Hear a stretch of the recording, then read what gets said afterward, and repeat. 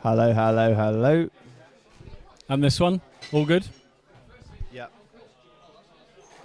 Is there a technique as good as Jamie Lang?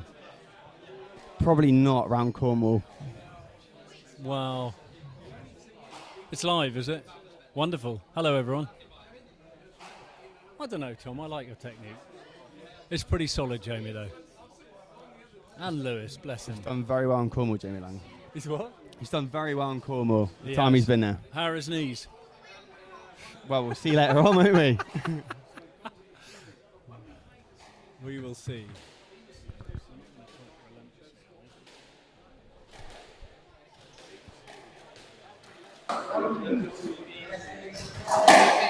Here we go. Started now. Tim Smith on the mark. I think Tim is marking. Obviously the organiser of what's going on today.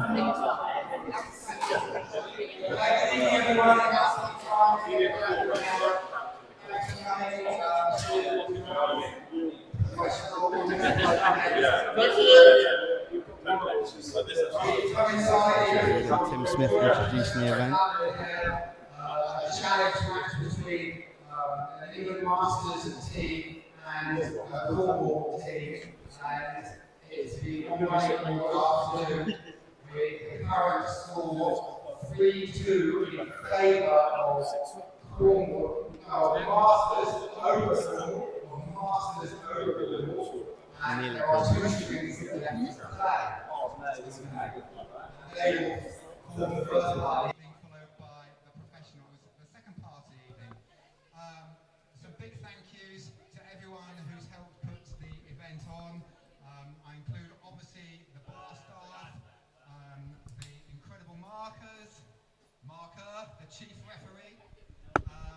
A massive thank you to Brian from England Squash Masters for streaming and doing all the technical work for the event and driving down at 4:30 a.m. this morning from Swindon to do just such a thing, and for obviously Truro Squash Club agreeing to host again.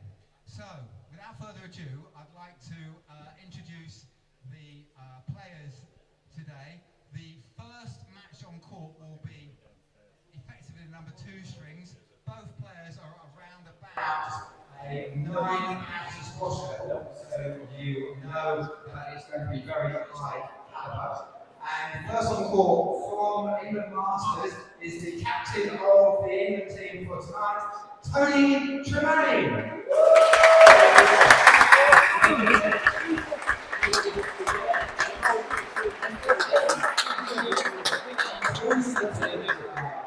Playing the county coach, very good friend of the club, also with a incredibly high squash level. From Truro and Sestina, it's Jamie Yow.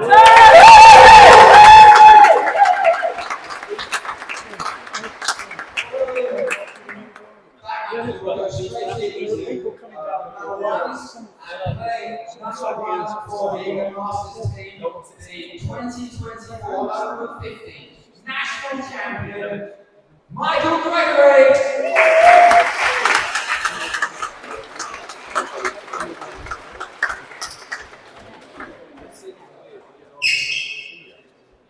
And Michael will be playing a certain young up-and-coming chappie who has, at the age of 17 and 3 quarters, already bagged 2 Cornwall County titles and is the Cornwall number 1, Lewis Vinten.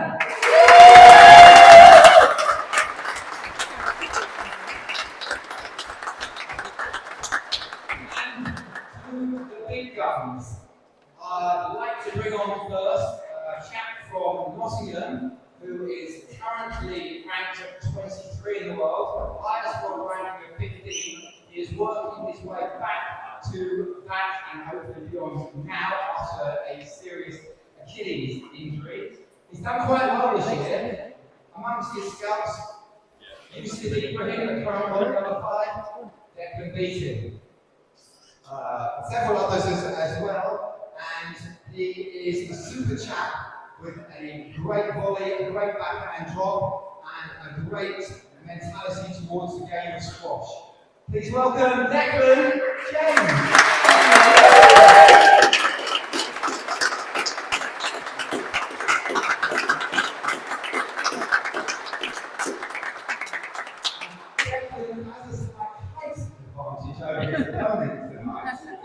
Now, I would like to tell you all that his opponent from Malaysia has flown for the last 16 hours to get here, but in truth, he is caught a train down from Bristol.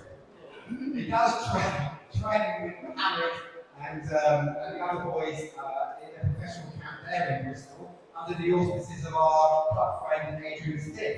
He's currently world ranked at 18. Has reached the top 10 in the world. He's heading back in that direction now. He is, well, in short, he is Yow from Malaysia.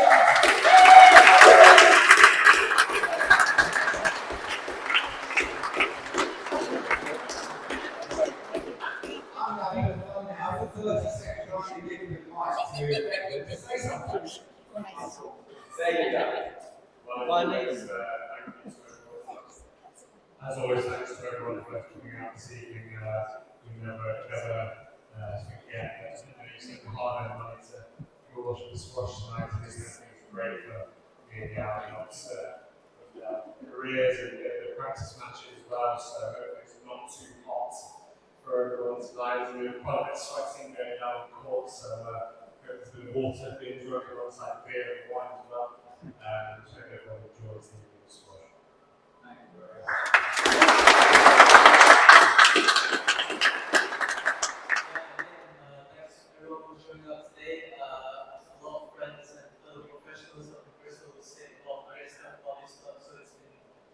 Really honored to be able to come this time around, and again, it's a great pleasure to be here and to see like everyone's supporting sports today. It's great. It's what we need for the sport.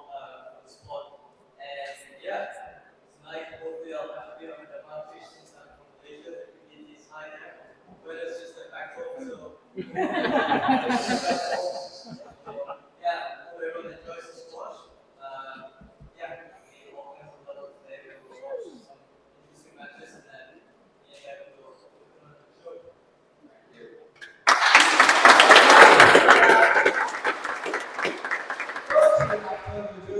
To look at all the amazing raffle prizes on the table out there, get your tickets from behind the bar. We do, to be honest, rely on the bars, the raffle, the sponsors, everything to put an event like this together. So please do get your raffle tickets from behind the bar for all those prizes that you can see. You're going to pick those prizes if you win.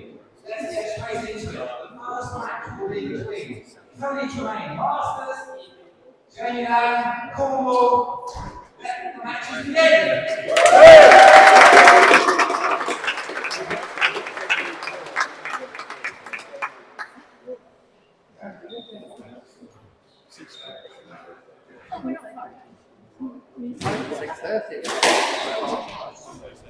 Come on, Saitai.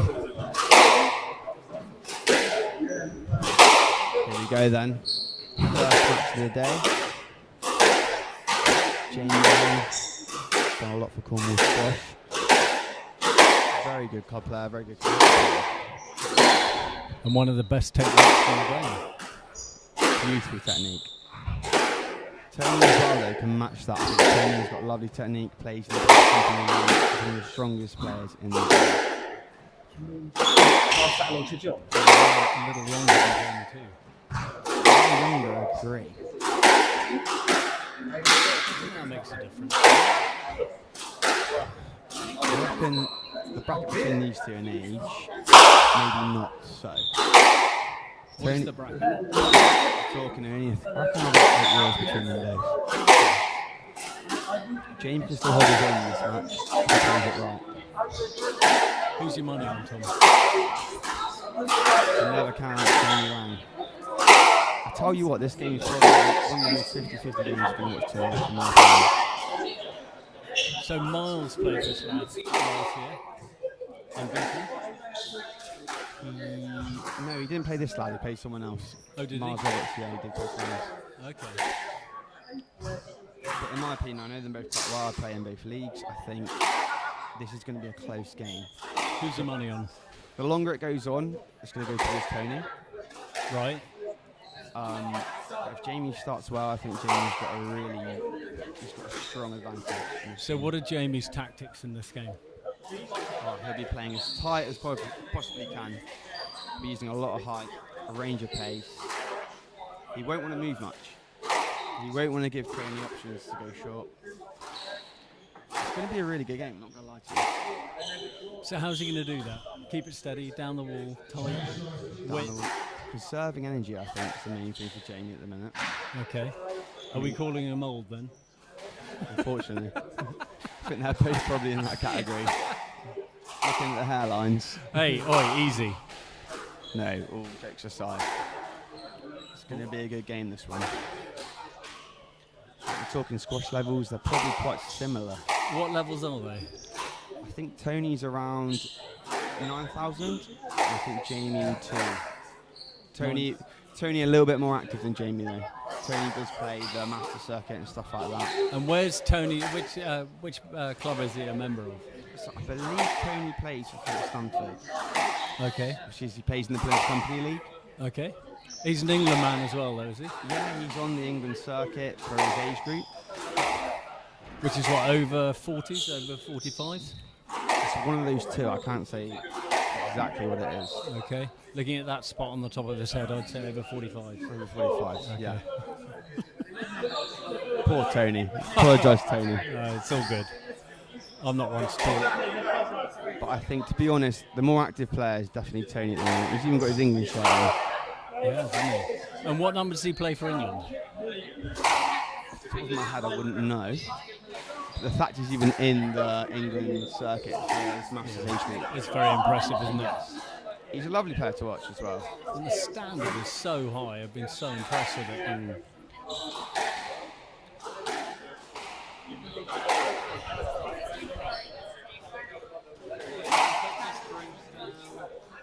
But no, for me personally, I'm either going to call 3-1 Jamie,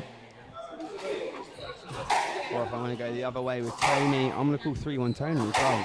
I'm going to have to go both sides on this one. This is quite a close game.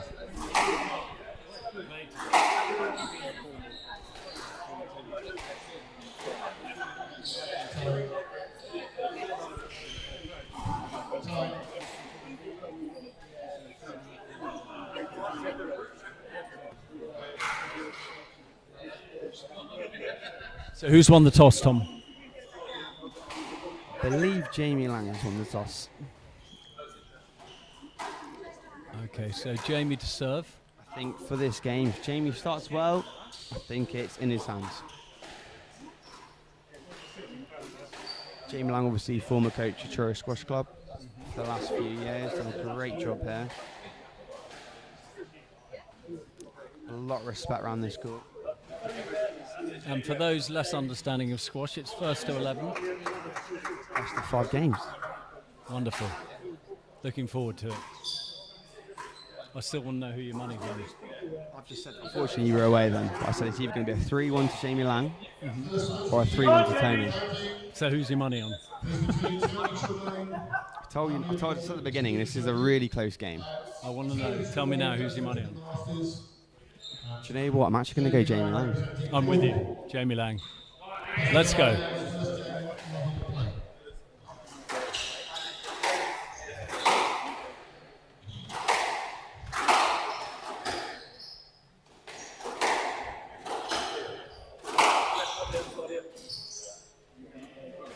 One love to Jamie. Nice to get a point on the board. Early doors.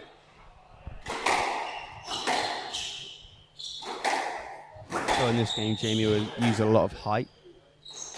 He will try to starve Tony of any opportunities. The moment's quite tight. Width.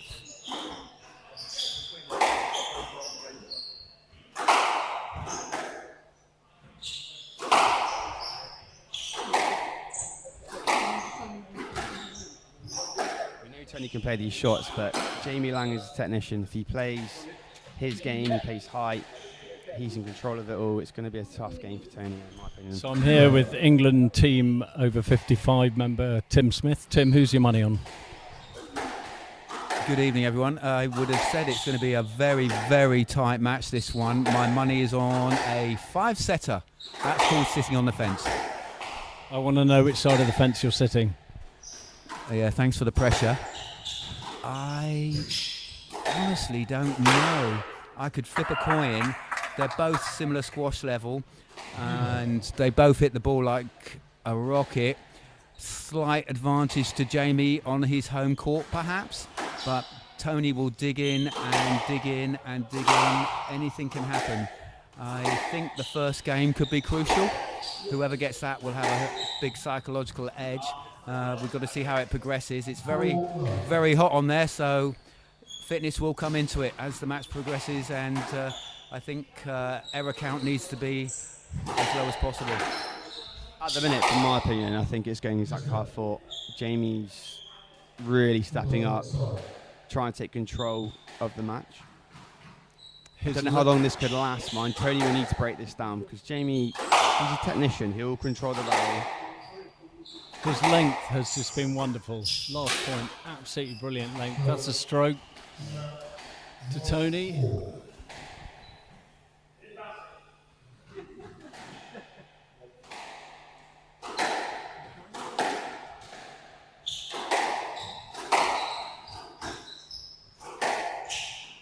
Jamie's come out firing quite hard, hasn't he? He has Lot to. of power. Has to. I think he started. He'd be very happy with that. And few unforced errors from Tony as well. That's 3, I think, now. At the minute, very much in control, not use much energy at all. Can't afford to do that. Oh, that's absolute quality. Inch above the tin, into the nick. The only way Tony's going to get a foot in this game is if he's got to put the leg work in. Yeah. He's got to try and break Jamie down, and it's not going to be a quick thing either.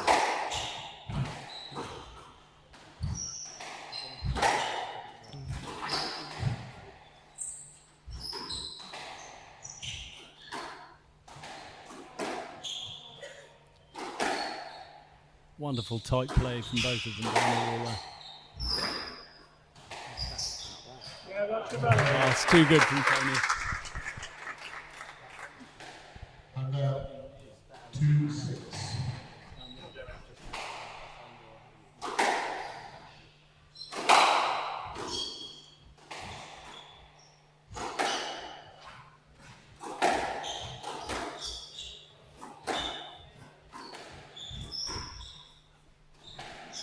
The one thing we do know today, the court is very hot, and Tony definitely has probably more match play in his legs at the minute. Another unforced error. That's 4 unforced errors in the first game.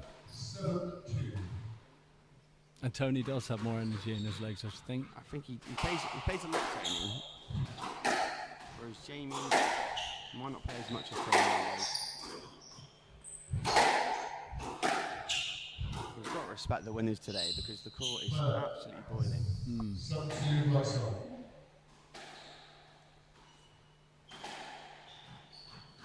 Great start for Jamie Langley. Long rallies.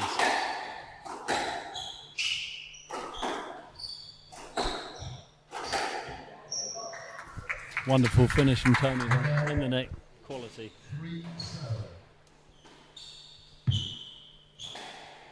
3-7 down. What's he got to do now? Tony's 3-7 down. What's he got to do now? He's Bring. got to go away, I think.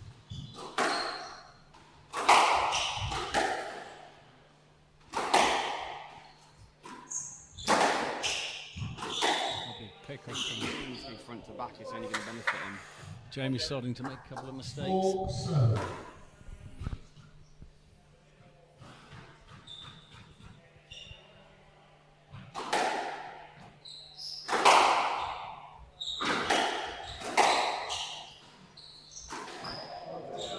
That's quality from Tony. Lovely bit of 5-7.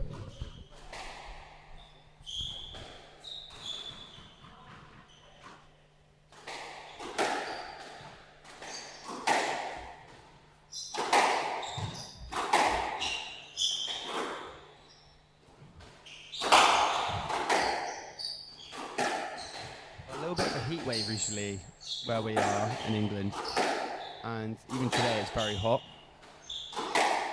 This is definitely playing a part in the game. Oh, huge.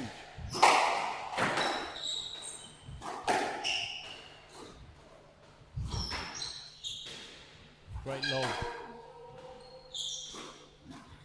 Yeah, too good.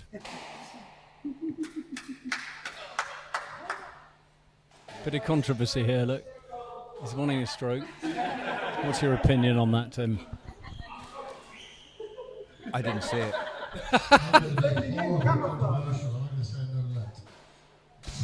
That's called sitting on the fence again. What's happening here?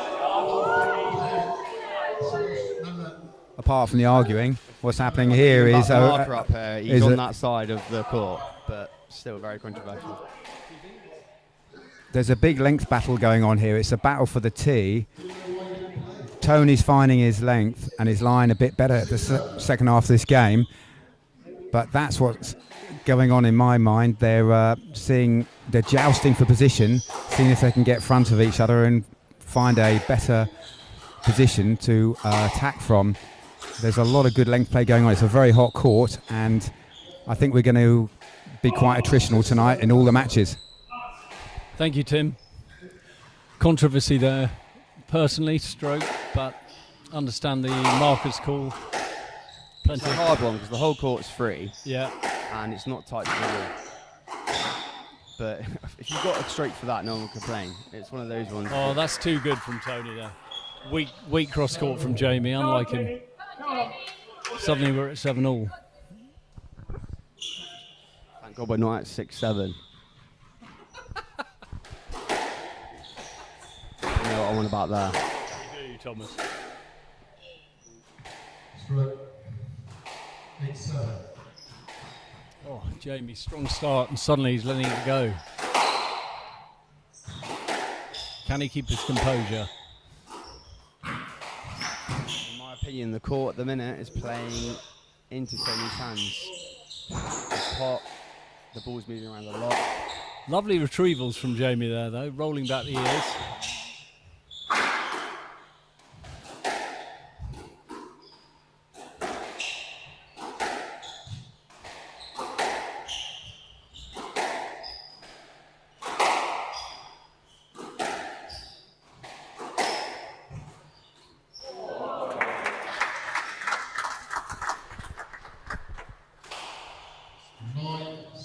Too good from Tony there.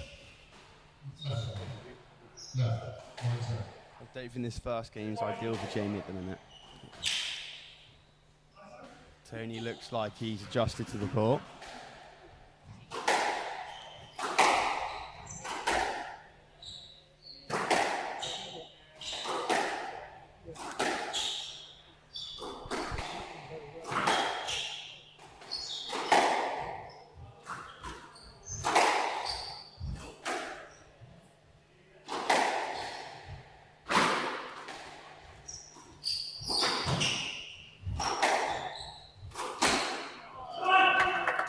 Another mistake from Jamie. So if you were to speak to Jamie now, what would your advice be? It's a tough one because a lot of Tony's attributes are actually going against Jamie right now. And he's obviously a younger player. He's playing a lot more. Suiting him to a T. 11-7.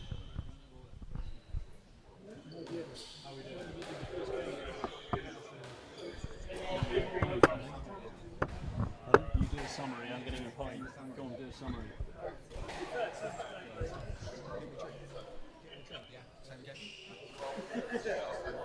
So yeah, obviously Jamie leading that match as expected. The court is very hot. I feel Tony is more active player at the minute, and I feel that it's played to his hands in the end of the game. I think he's going into the break full of confidence, in my opinion. I don't think he feels there's much there that can affect him.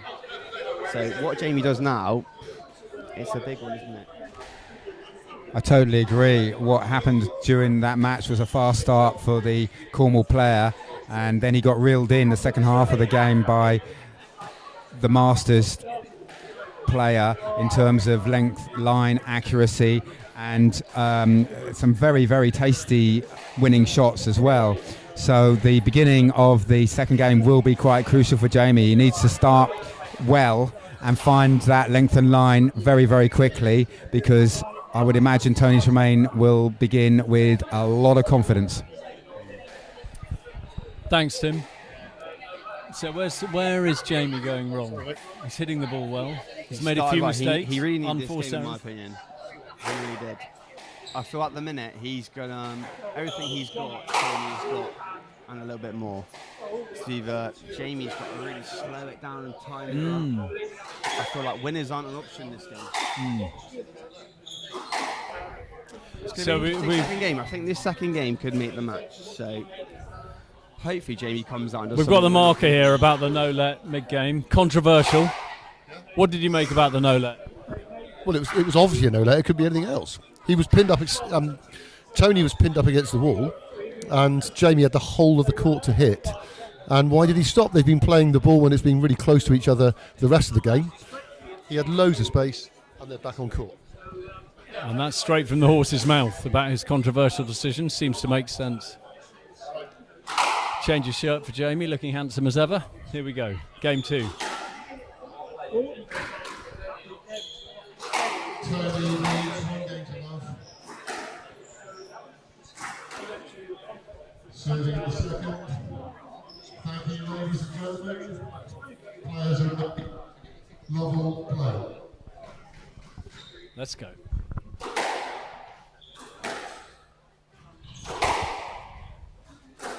Has anyone had a word with Jamie mid-game? His son Lucas? Don't think Lucas. No. I do know about James Lang though. He's very, he's a qualified coach. He will know how to change his game. Okay. There's 2 love ups on there. He's definitely got more court time than Tony. And by the way, Tony has played a lot. That's quite a statement. Lovely shot. Lovely shot. Just up.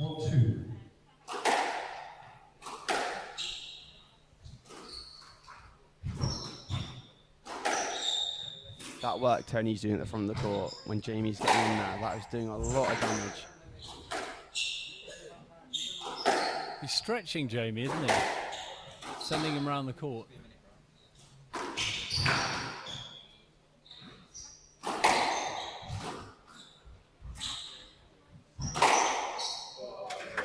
Yeah, too good from Tony. Quick round the court. Poor drop shot from Jamie. I think Tony knows if he gets to the front of the court and he's playing it strongly, it's going to do a job on Jamie. Yeah. 3-2. Do you really hope though Jamie can figure this out? It looks like Tony's worked out the front of the court's the place to go with Jamie.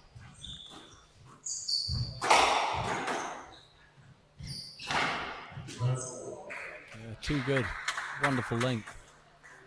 4-2.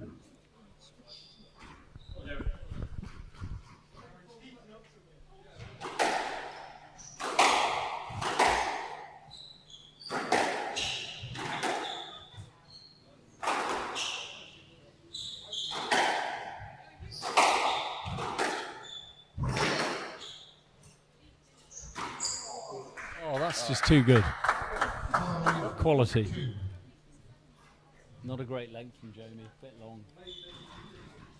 By the way, it's a hot court as well, so hitting a shot like that, it's not easy. You see Tony now going short. Oh, that's a wonderful length from Jamie. Absolute quality. Had 3-5.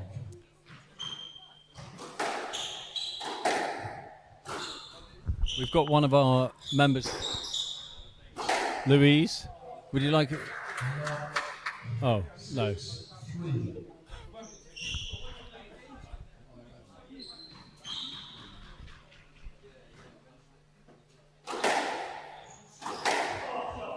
Oh, that is straight out the top drawer. 4-6. A little bit of urgency in that shot. He needed a point. Needs a few of them though, Yeah, unfortunately. he does, doesn't he? Great serve. Lovely hold. Oh, bit wild.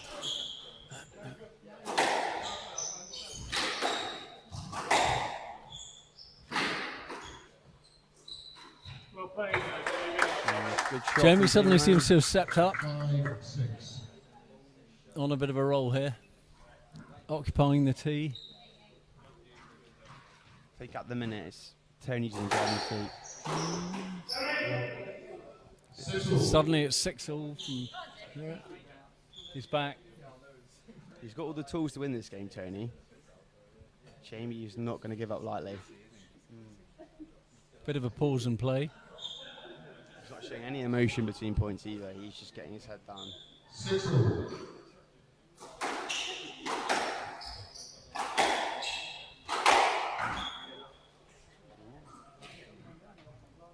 A lot of mistakes suddenly from Tony out the blue, having played very steadily for the last 10 minutes.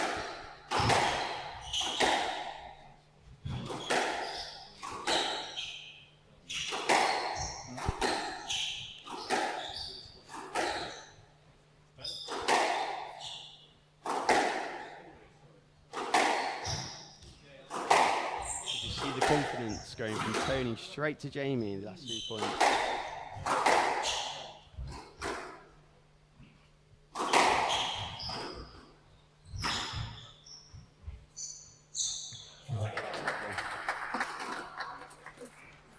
And out.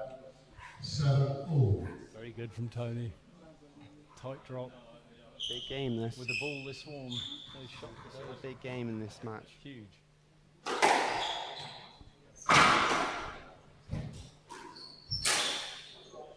Yeah, super tight from Tony. Great shot.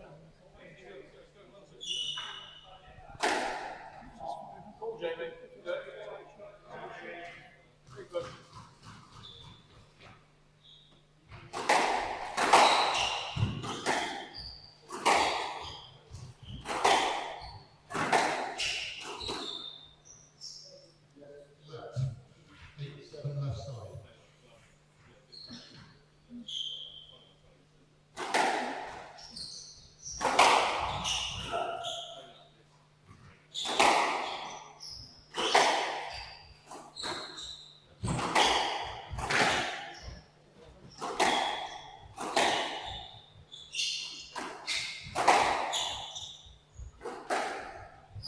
Yeah, this is a massive point. Too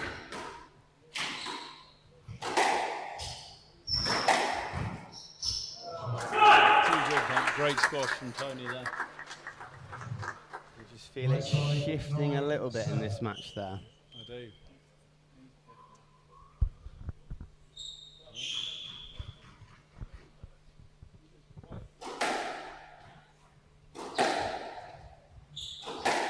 This point is so much time, isn't it? Oh, out the neck. 10-7. Game ball.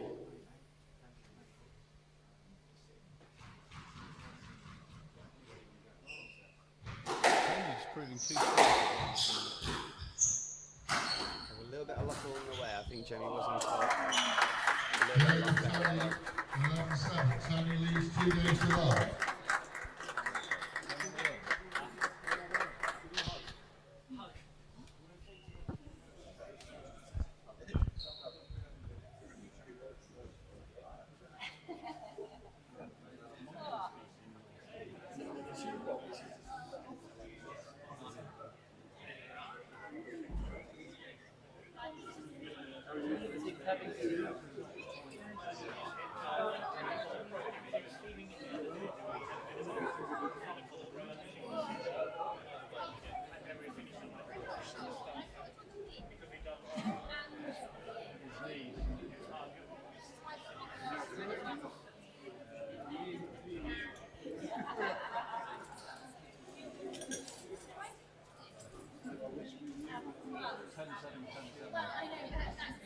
He knows Tony is stopping it short. He's making Jamie run.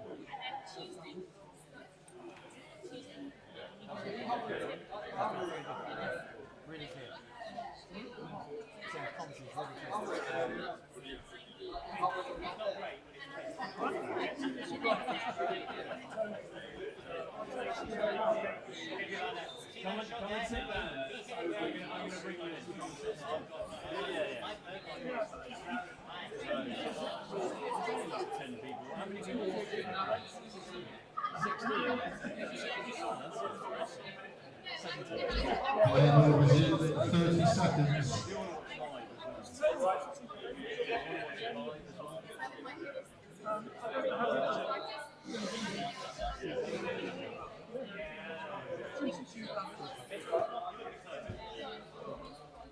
15 seconds.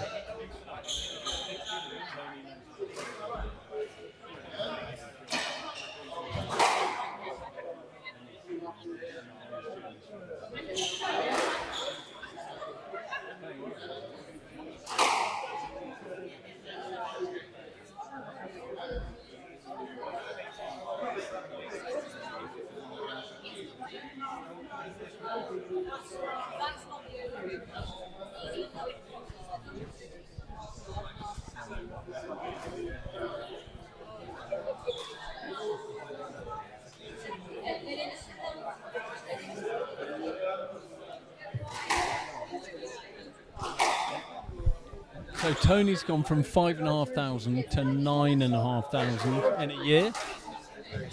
18 months. So speaking to him, he's obviously done the Master Circuit. I think gives a lot of people a new lease of life. And gives them more purpose in squash. Because we know squash, it's not as popular as maybe some other racket sports. But knowing Tony, he's loving his new Masters England campaign, in my opinion. Yeah.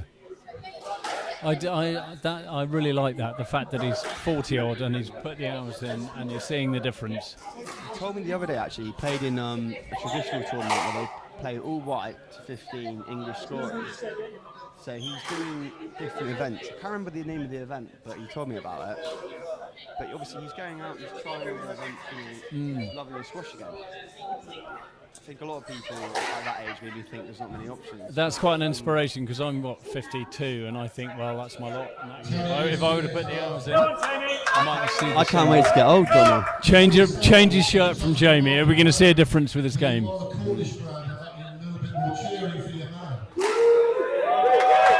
I spoke to Jamie. He seemed like he's running out of options. It seemed like he's running out of a few options down there. Well, I don't blame him. I mean, I'm a Cornish man, I'm a Truro man. I'd love Jamie to come back and win this, but if he does, I don't have an answer of how he would do it. I'd love him to prove me wrong. Oh, mistake from Tony there. Bit rushed, bit snatched. We all know Vinten. Love hitting the tin. Did call a 3-1 to Tony or Jamie at the game. Well, we'll see. That's too good from Tony. Just think if it's loose from Jamie and Tony goes short and snappy, it's a lot of hard work for him. Bit of a delay there on the serve.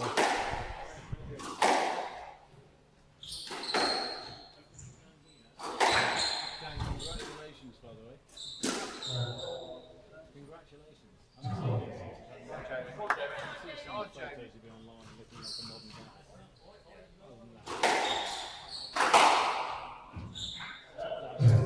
Yes!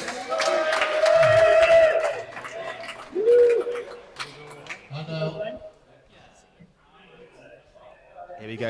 Is this it? Is this the upcoming edge? Jamie Lang. Too good from Tony there. Curse Wonderful the drop. commentator there from me. Quality from the back of the court there. But anyway, Jamie's going to win this game is if he plays as tight as he can. Yes, that. He cannot be playing loose. He's not being very aggressive, Jamie, with this play, is he? Not seeing many drops. He can when the ball's this hot.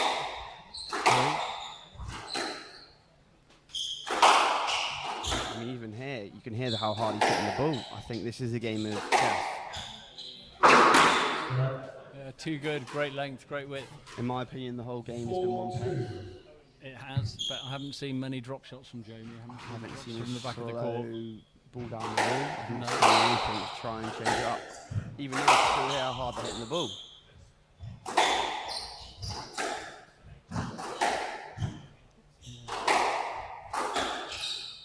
Stroke.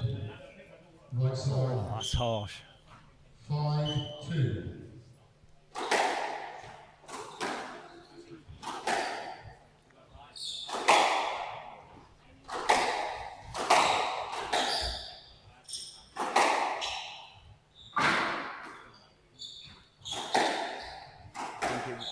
If we had a slower ball, I think anything could change up the pace of the game.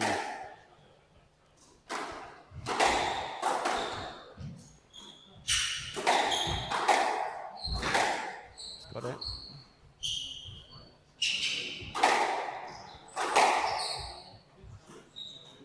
Tell you what, Jamie Lang is gritty there. That's what we love. Yeah, weak lob from Jamie there. Left side. Looks like he's holding on a bit in those rallies. 6-2. Love it there. Even that rally there, though, gave it everything.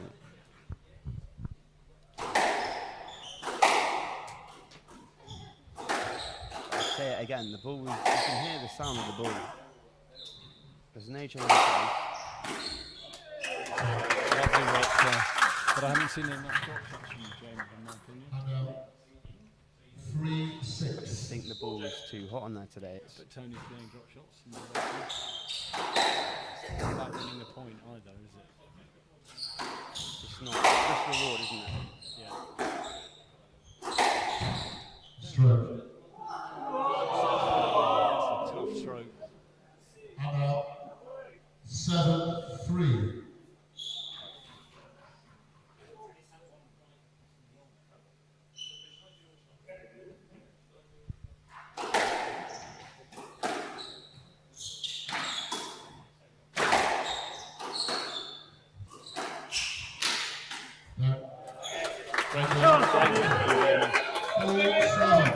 Steady. Does he need to go back to basics a bit more? I think it's when you saw it at this point, you know, give it your all, hope for the best.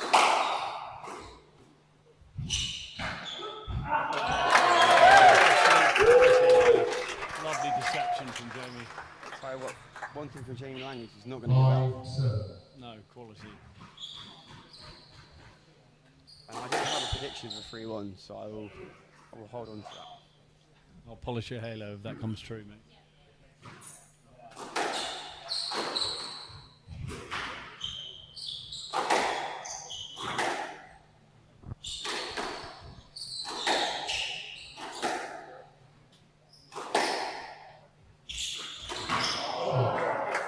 Absolute quality from Tony again. Drop shot. It's been the whole feel of his game. Low at the front.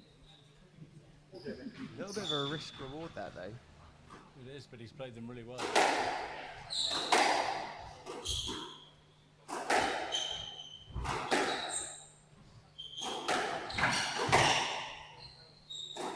Pretty wild from James. Yes, that. Please have look to play. 8-5. I've got a good view here. 8-5.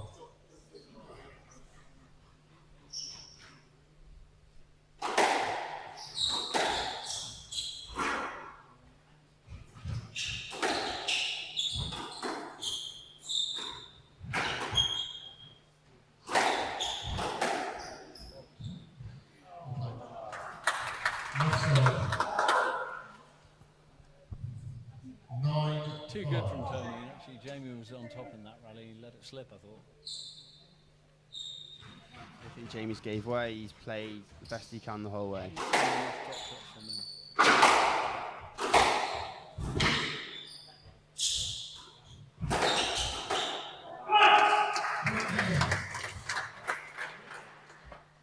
10-5, match ball. Too good from Tony, I think, on this occasion.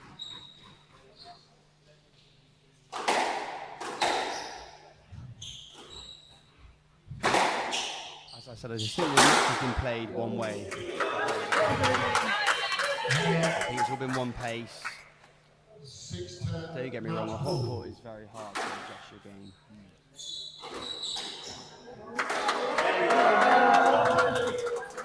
7-10. Never say never. You never know. Match ball.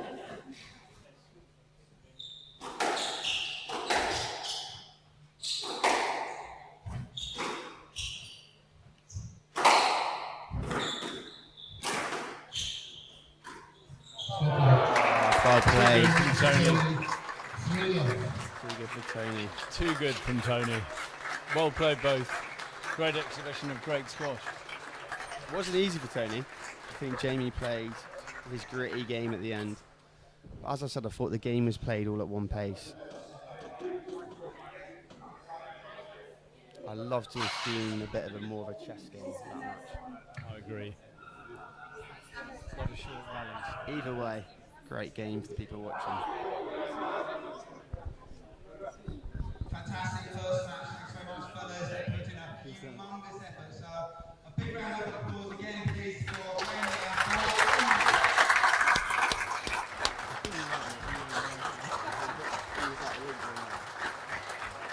Jamie, I'll have a quick word with you first, if it's all right. You're playing a very Wahai. Wahey!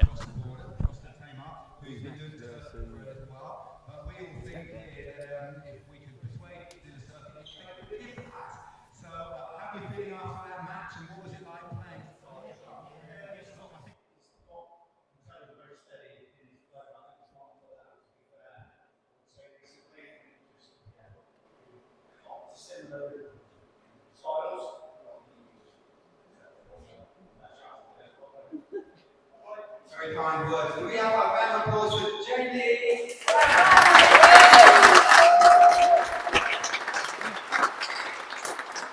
Only a few months ago, just following up with the point that Jonny made, you were 5,500 squash levels. You're now 9,500.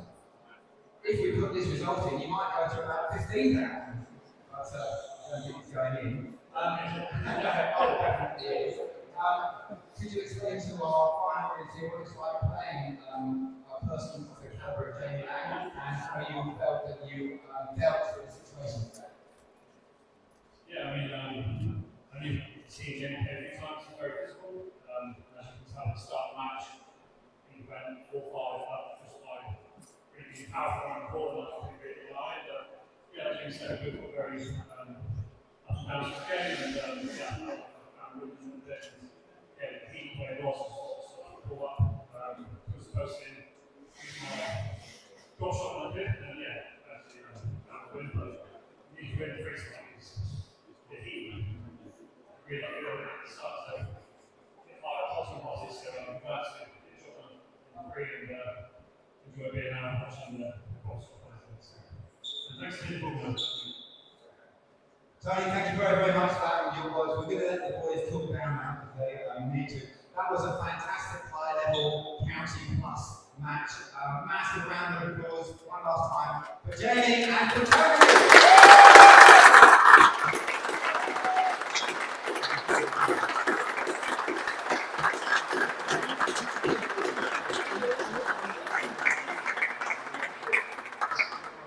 And to the number one string. Squash levels, both these players are around about 11,000 squash level. So, introducing first from the Masters, the former British national over 50 champion, but he can put it back again. The marker skills of Michael Gregory.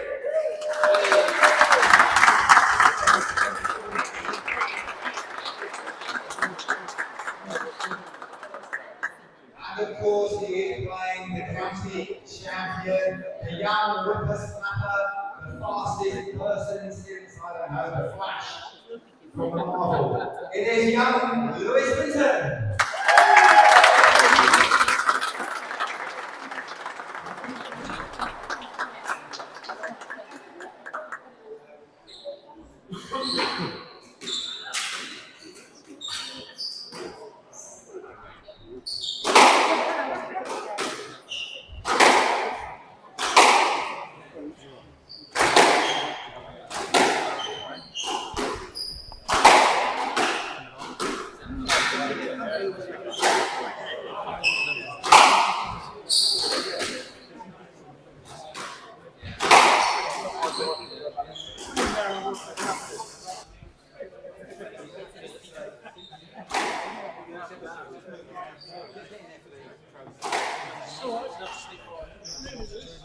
Is that necessary?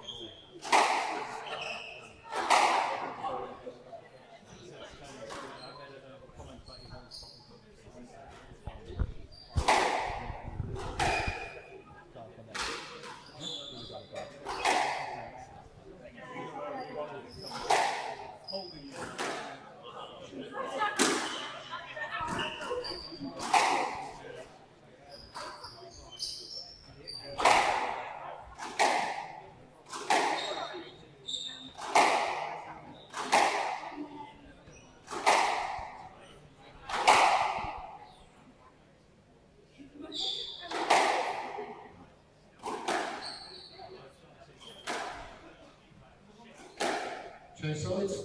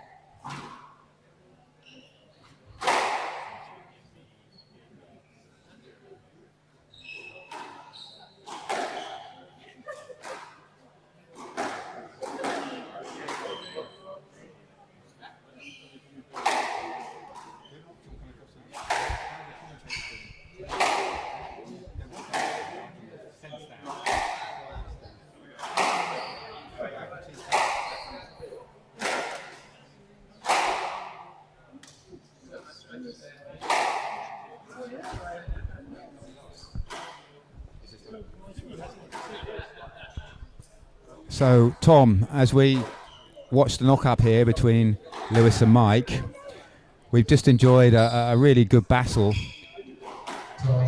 which was 3-0. Apparently that is going to be the same score tonight, England over Panama. If we're lucky. You put me on the spot a minute ago for the last match. Who do you think might have the advantage with this matchup? This is a tough one. This is yin and yang, this one. This is old versus young. So it's going to be very interesting. I think Mike has been training for this one. I think Lewis is young. He's keen. He's going to run for everything. It's going to be a very interesting watch, this one. Correct me, Tim, on Mike's age? We believe Mike's 53 and Lewis is just a couple of months short of 18. So completely different ends of the spectrum. Tom, there's about 1,000 Masters players who disagreed with that, who are very, very good players above the age of 53. It will be Mike's holds, deception, flicks, reverse angles, changes of pace, use of height against Lewis's grit and determination, running, length and line, scraping things back, counter-attacking, and doggedness. It's going to be a fascinating battle, and again, it could go a long, long way, this one. If you never watched Mike Gregory play, I think do watch, because it's a very good thing to watch. My favourite shot, he's got this reverse angle through the legs, and I really hope we see it today. Players are ready, first game, level play. Because I've not seen anyone else play that shot.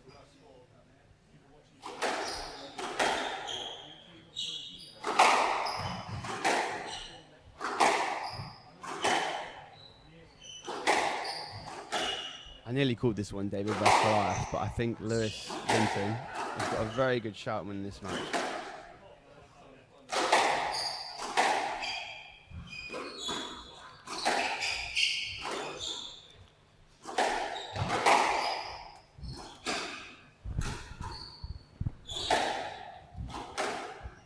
Just welcoming Jonny Blenkin back to the commentary. Hello all. Inventor of the leisure centre boast. The inventor. Could be the inventor. I would like to say a big hello to Jared London, who's in Australia now. He is watching live, I believe. He's watching live. Cornwall's #1, would you say? 10-time Cornwall champion. I did hear he was susceptible to a leisure centre boast on court the other night, though. Did you hear about that? Not when I was on there. He wouldn't have a chance. Hello, Jared, anyway. I hope you're enjoying it. So, lovely shot from Mike there. Young Lewis, who's come on so quickly, hasn't he? Since the age of 13. What is he now? 17. 4 years. He's just gone from a very, very... Well, he's one of our brightest up-and-comings, I think. It's what, sorry? One of our brightest up-and-comings. I think so, one of our side ties up there, though. That's why I love this match, because I think if you've watched Mark Gregory before, he's got shots I've never seen. Said about that reverse angle between the legs. Oh, lovely hold from Lewis there. Quality. Showing maturity beyond his years.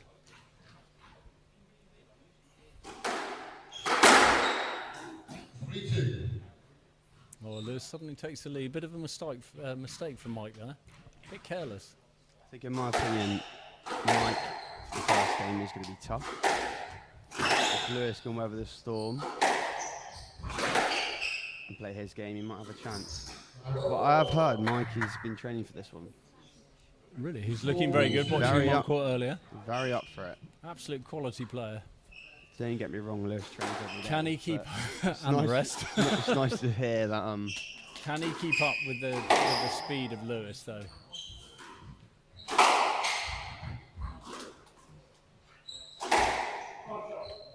Oh, lovely hold from Lewis there. Just had him wrong-footed. Did see Lewis at the bar earlier, and he looked very tired. So it's great to see him. He's had to work, and as 17-year-old, that is tiring working, isn't it? It's great to see him this alive. Earlier. He wasn't drinking, by the way. Of course he wasn't. I think A-levels and that are quite hard these days. GCSEs. Mate, he's at Waitrose. That's a tough job. 8 hours a day. Selling to squash players. He's doing very well.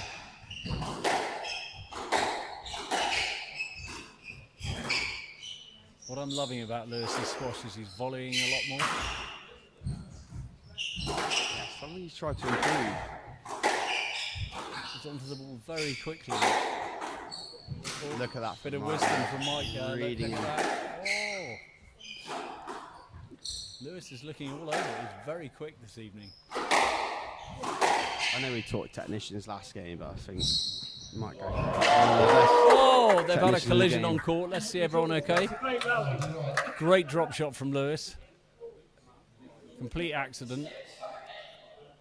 I think he had a bit of a slip. I mean, it's a let ball for me. I think it's probably a let as well. Let's see what the marker says. If John Mill's marking, we could be anything, hold your breath. What do you think there, Strike? I think it's probably a let, isn't it? I don't think Mike would have got that, but I don't know. I'm going to confirm that. Very sensible. A very sensible decision. That's the benefits of knowing John Mills. That's it, isn't it?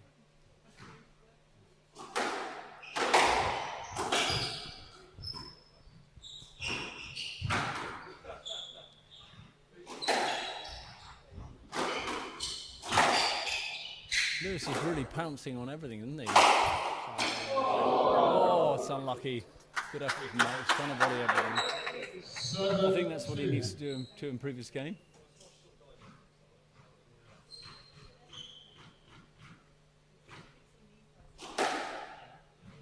I think Lewis had a game against Jared London the other day.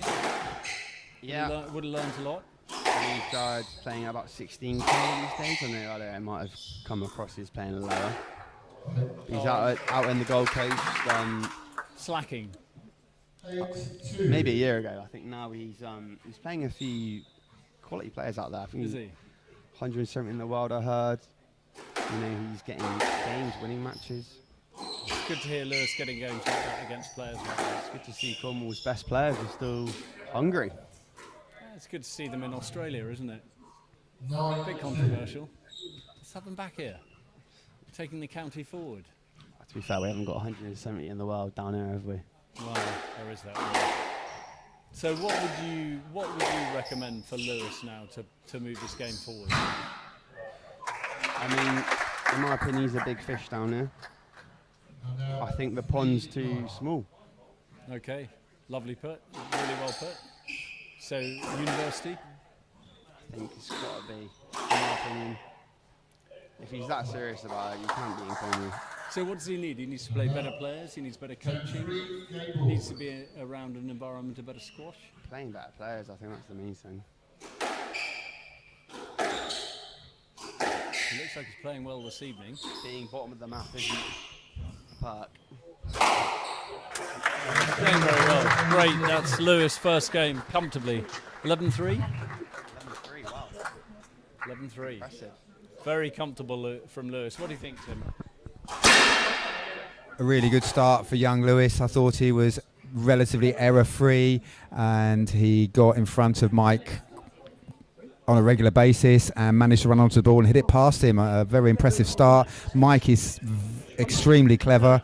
He'll think this out. He'll probably go more length and line at the beginning of the second game, settle things down, try and really establish himself and wait for his opportunities, strike from a slightly higher position on the court and try and stretch Lewis a bit more this game. We'll have to see. It's certainly a good start for the Cornwall player.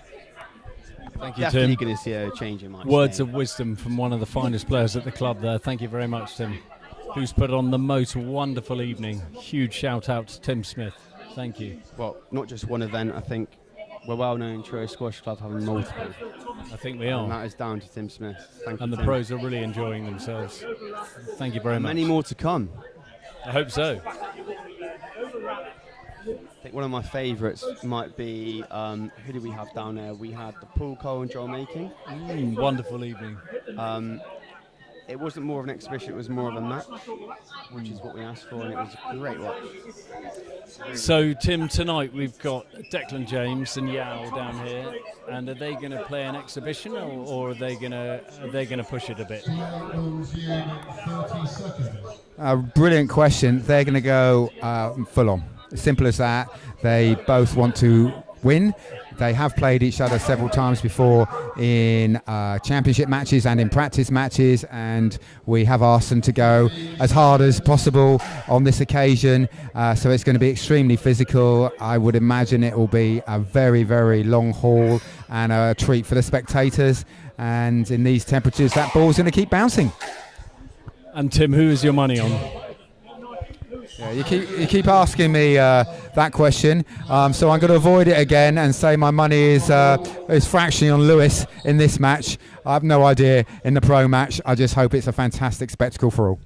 Wonderful. Thanks so much, Tim. Here we go. Lewis to serve. Looking comfortable so far.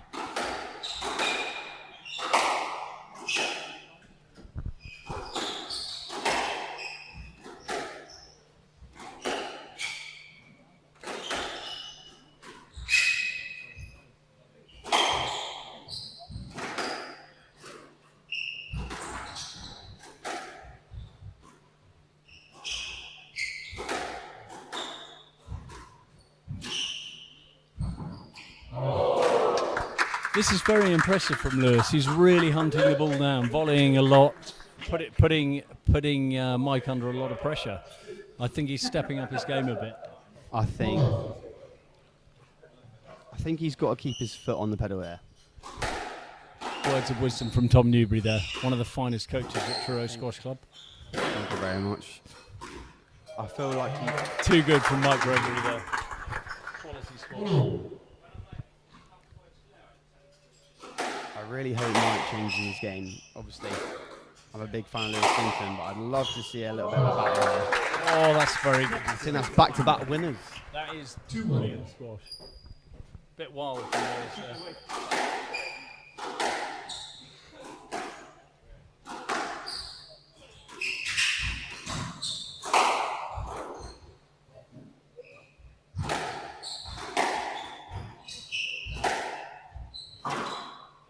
Wonderful reactions from Mike. Oh, he's lobbed him.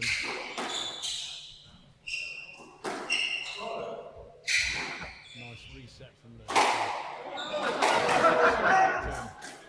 Absolute quality. Having hit it Absolute straight back to him when brilliant. Mike had given up. In for a good And game then here, aren't we? And then he just popped it straight down the line into the corner. Absolute quality. Great play from Lewis there. Great game from Lewis Vinten.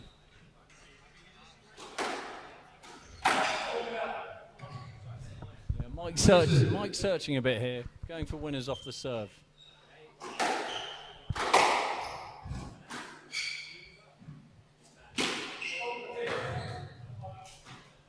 again. He's gone for an early drop shot. 4-2.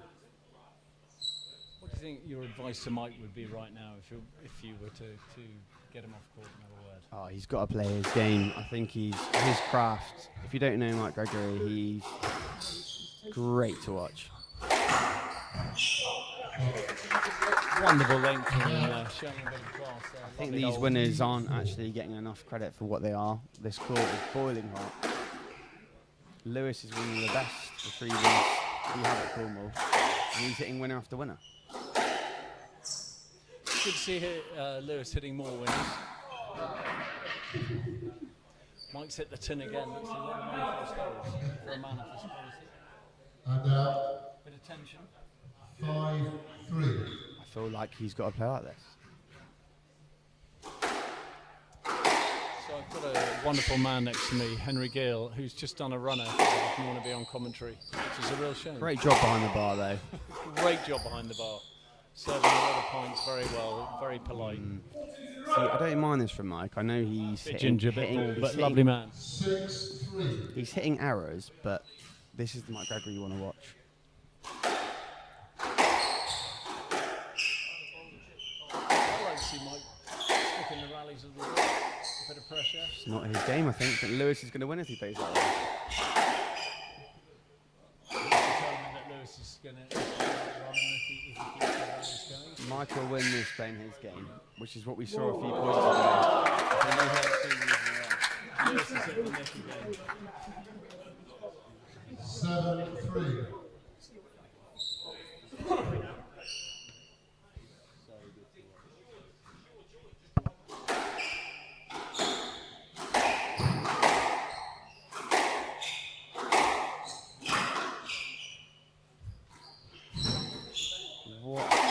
Great retrieval from Lewis there. And back with interest as well and on the volley. And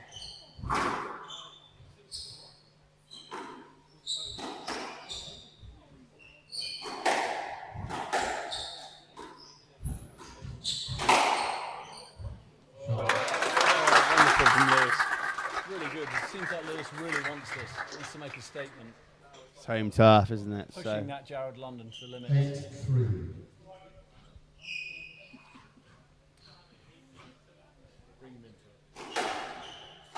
I think, yeah, they're similar in their age. And their ability. There's still a way to go.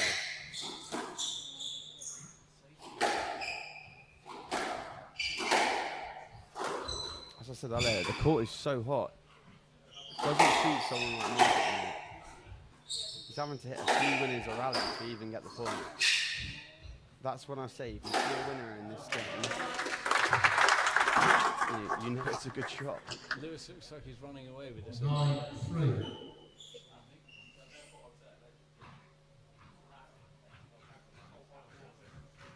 Good young lad. He's worked very hard to get to this standard. Deserve it. 10-3. Could we even say the CR7 of Cornwall? Steady. Of Cornwall, where?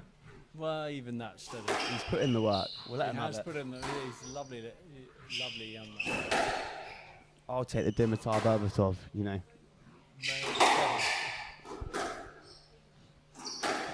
I think you played for Scunthorpe, don't you? They were. Respect to Scunthorpe, though.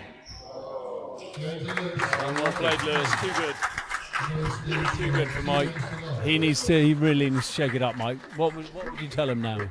As a level 2 coach, Tom Newbury, squash with noobs. Check. I just think Mike play his game, keep going. He's hit the tin. I don't want to see Mike Gregory rally Lewis Vinten. I want to see Mike Gregory do what he does best, and that's go for winners. Getting a lot of banter from Jared. I'm really hoping this next game he can really go for it. I don't mind if he loses. I want to see Knicks.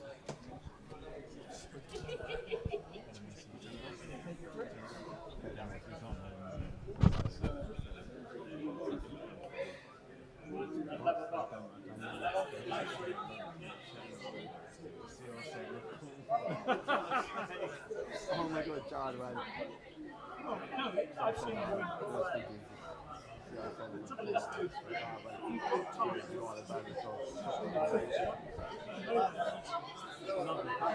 He's not got much time. He's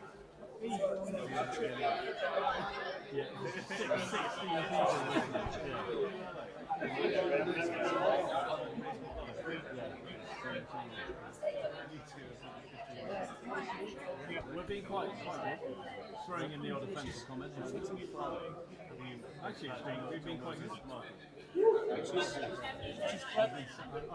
Can we watch the pros? I'd like to go and watch them live.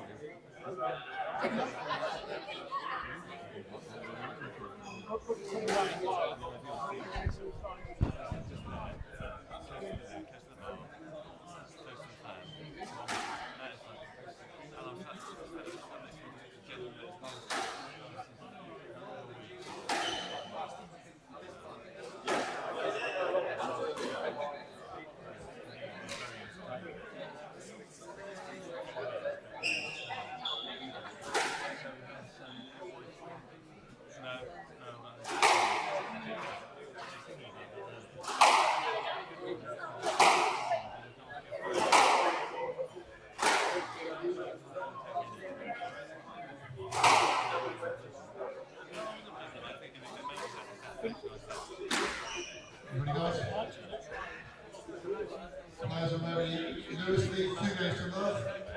Third game, love all play. Players are ready, thank you. Sorry, time. Guys, Jack. So Lewis, 2-love up, playing very, very well. Mike's struggling a little bit. We need him to change his game a little bit to compete with Lewis.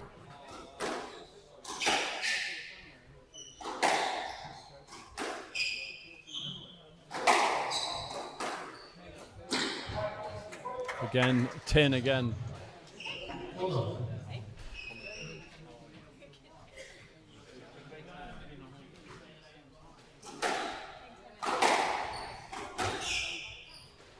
Another mistake from Mike, which is unusual. Oh, very good shot from Lewis from above the head. Absolute quality. Haven't seen a leisure centre boast yet, which is a bit disappointing, but there's still room, still time. Yeah, very good, Lewis. Great serve, quality, onto the ball quickly. Putting Mike under a lot of pressure here. Suddenly 3-love, Tom.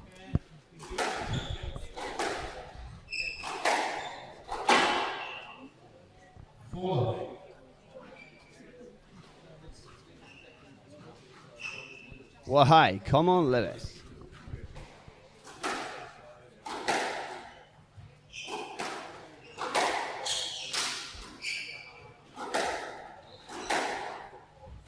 It's almost a contrast here of technician versus retriever. I have credit to Lewis. He's onto the ball very, very quickly. He's really rushing Mike.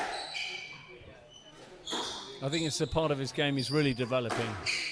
A lot of volleying. I'll say it again though. It's been hot here lately in England. I feel this suits Lewis's game to a T. It does, but actually... And shots like that are the only thing that are going to get Mike through this. When the ball's warm, can it be harder to volley because it's going past you so quickly? I know someone of your ability is very, very quick. Someone my standard.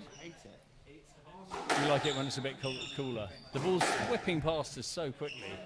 In my opinion, Mike can hit 4 winners in a rally and Lewis will pick them up.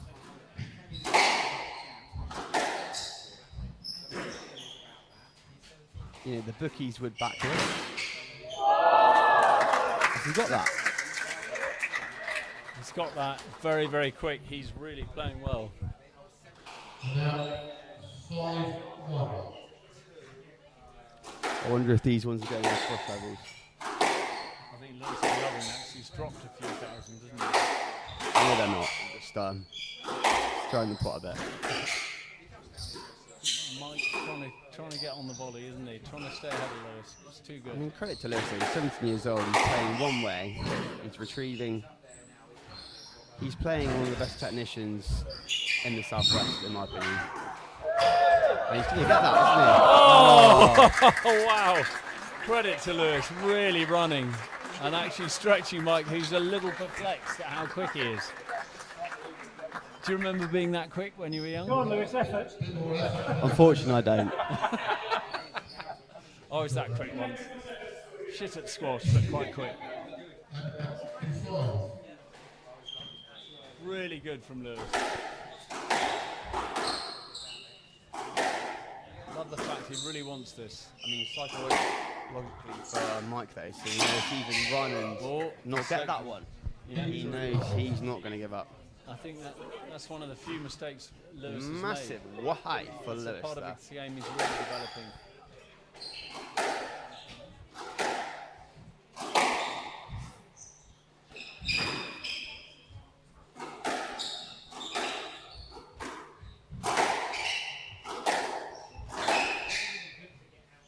Very quick onto it. Credit to Lewis.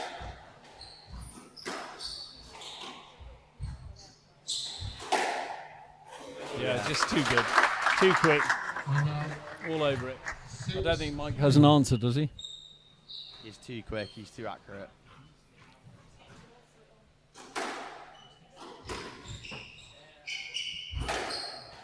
I just think court conditions are so important, I think, today. But it's the same for them both, Tom, and these are the conditions the pros play in all the time. I know, but this is a little bit different. Lovely warm ball. I feel this is, That is a quality shot from Mike. that's so hard to do with this sort of court condition. I mean, he's an amazing player. I think Lewis just too quick, too young. I think when you bring the conditions into it, it suits Lewis to get into a tee. As long as he can keep it. Lovely cross kick there. And again, stretching Mike. Oh, he's done it again, hit it straight back to him.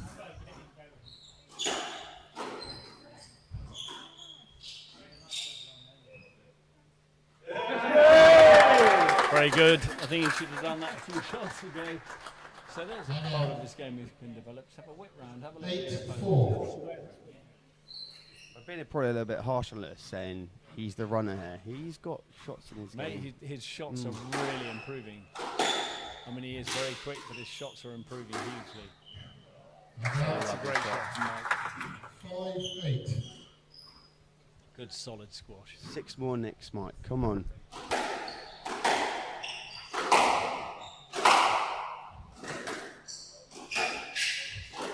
Oh, it's a poor shot. Looked like it slipped in his hand, the racket. 9-5. This must be so frustrating for someone like Lewis Vinten.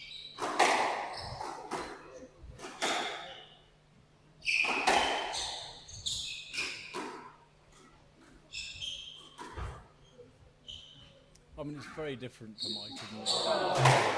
What a shot from Lewis. Great lob. Wonderful. 10-5, match 4. Much deserved. Played very well, Lewis, didn't he? Is he moving up a few levels? Definitely. Oh, Mike, bit of a statement from Mike there. Oh, lovely shot. And this is the flair we've been waiting There for. we go. 7-10, match 4. You'll have to learn that one, Lewis, from John Wills, commentator. I can't see Lewis losing this game. I don't think so. Be very surprised. I just wish we saw it a little bit earlier from Mike. To be honest, I don't think Lewis is given him the option to play like that. Oh, leisure centre both. Proper quality. Oh, there it is. Wonderful play from Lewis. Fantastic match. Lewis just far too good for Mike this evening. But a really, really wonderful display of great squash from both those players. Brilliant contrast of styles. And right on to the county number 1. I think he's passing up along in court.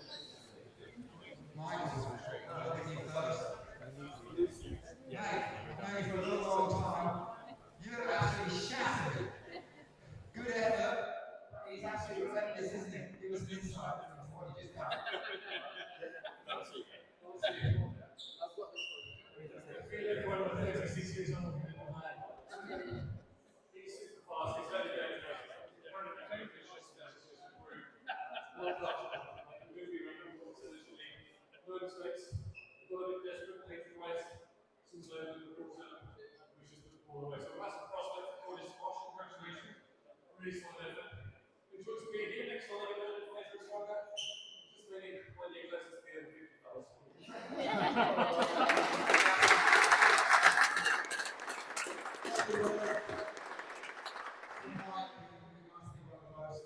Talented Masters players I've ever had the pleasure of meeting, and I'm glad never, ever had the pleasure of playing.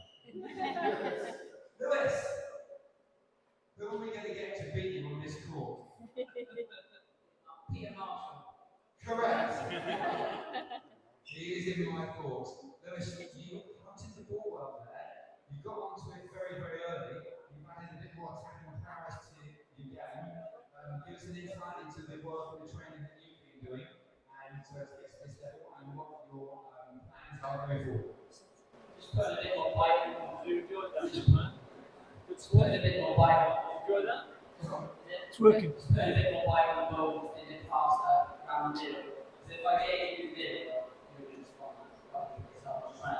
Pretty simple, but yeah. Keep being the next equal up, reach out level,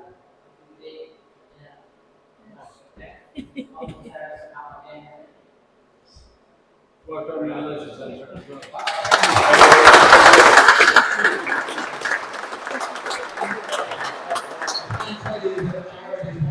Live from Australia. He is loving that. Hey Jared, how you doing? Did you enjoy that? And obviously we're all looking forward to the day when we get Jared and those together in an exhibition. Just a small match we were getting past Peter Marshall first. He's an outrageous difficult. We just concluded the Masters versus Cornwall series of matches, and there were 7 matches throughout the day, and the result is Cornwall 3, Eain Masters 4. So I would like to bring the captain of Eain Masters back on board to receive the perpetual trophy. So please welcome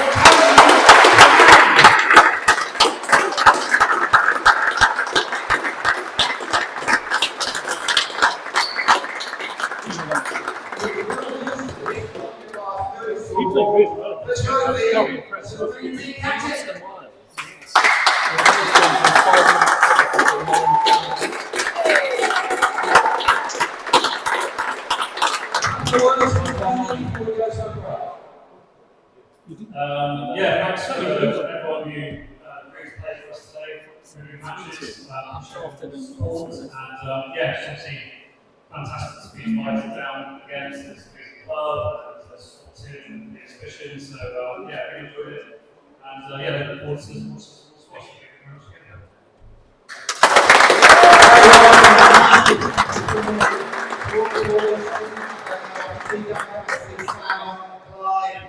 Lee earlier, obviously Michael, and the captains Tony for coming down and playing throughout the day as part of the exhibition event.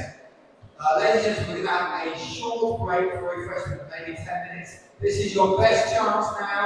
Get your raffle tickets. You've seen all the fantastic prizes. These things all on card. Get those tickets. We can draw the raffle after the main event. 10-minute break and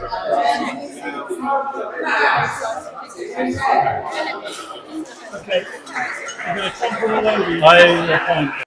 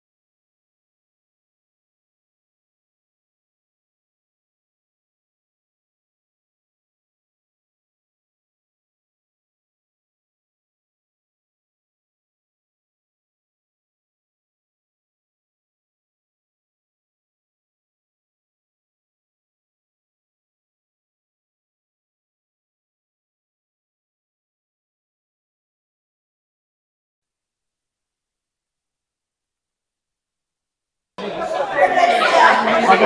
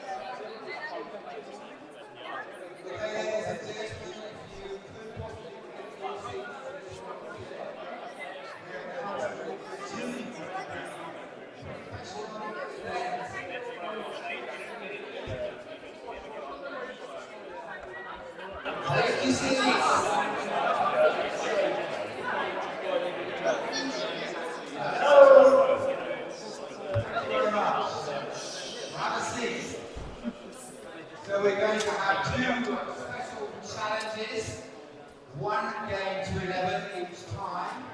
The first match representing Cornwall will be Myles, the second match representing Cornwall will be Mark. So the first one match to 11, introducing the Cornwall player. He made the semi-finals of the Cornwall County Championships. He's improving at Grace Knocks, and he had a big win earlier today. Please welcome on court, Myles Roberts.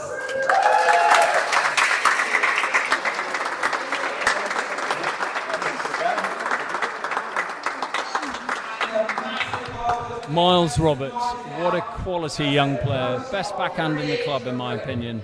In my opinion, one of the best holds in the club. One of the best what? Sorry, holds in the club. Oh, wonderful holds. Great shoes and great shirt this evening as well, by the looks of it. Looking very handsome. Thank you very much. Not yours, Tom, come on. I love the England shirt, though. Please welcome Declan James.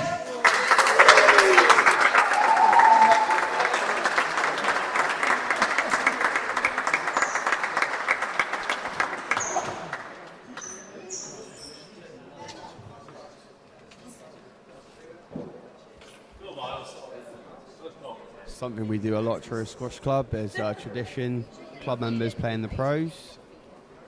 We've had a few wins in our past. I think we've had former 10-time county champ Jar London has beat Mohammed Al-Shabaghi. We've also had his brother Owen. He's had a good go. I think I was 8-3 up at one point, but I did lose that one. So here you go, Declan James, quality player. What's Declan James' main forte in this game, do you think? Physicality. Court coverage, in your face. I mean, he's not small, is he? No, he's a big man. Very physical. He's got long levers. We all know about long levers. That's what you need.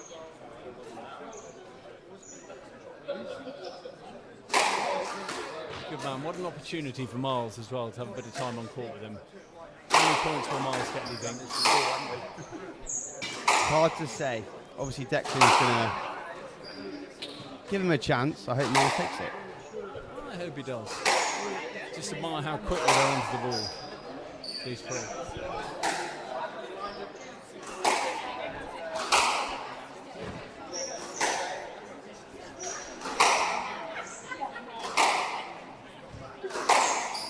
Lovely. These boys, Declan and Yow, seem to be really enjoying their game at Truro.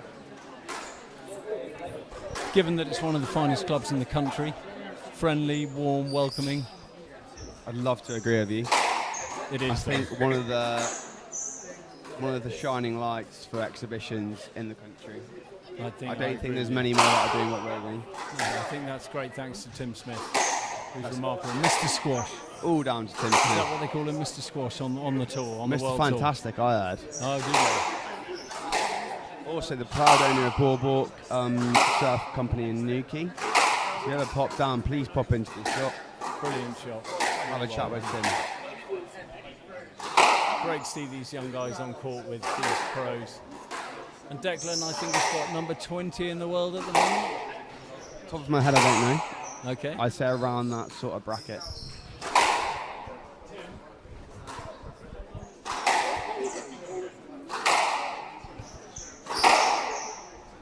So Declan is 23, just confirmed by Tim, in the world at the moment, and Eoin Yow, who's on next, is number 18. So we've got two of the best players in the world at the moment. Absolute phenomenal achievement. The amount of commitment these guys give and the relentless practice, it's a great example to these young squash players. Just goes to show if you put the work in, this is what you can do.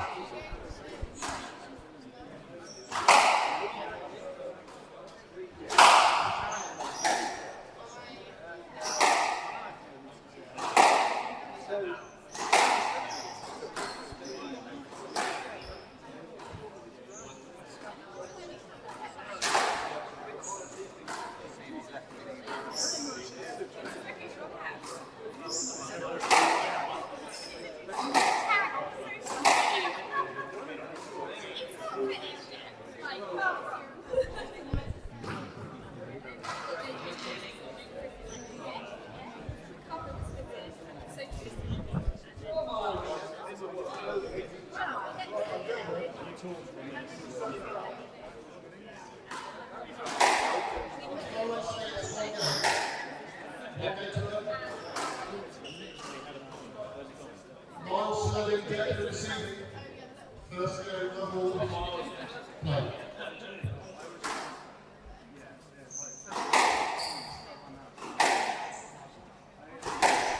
Here we go.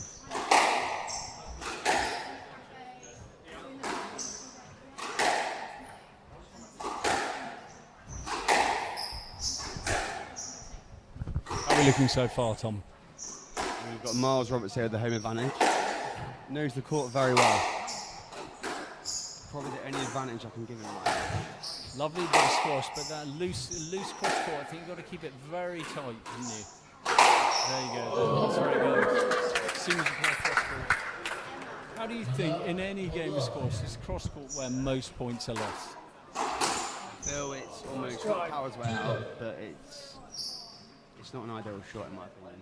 How many points are won from decent line, and yet we all play cross court, and as guilty as the rest? If you're very cross court, you've not had to go on length.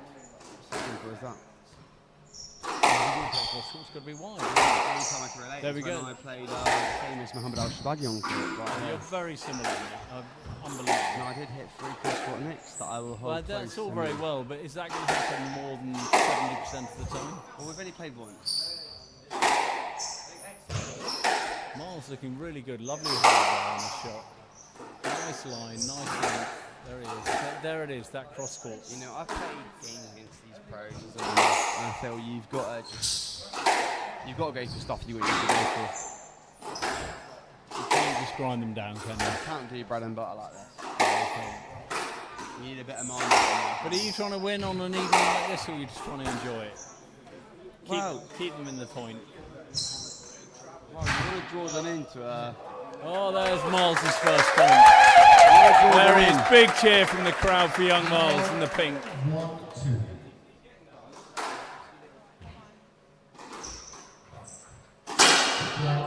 Oh, that's a mistake. Tell you what it is. 3-1. It's horrible pressure playing these pros. Yeah, it is, because they are so good. No mistakes, huge accuracy.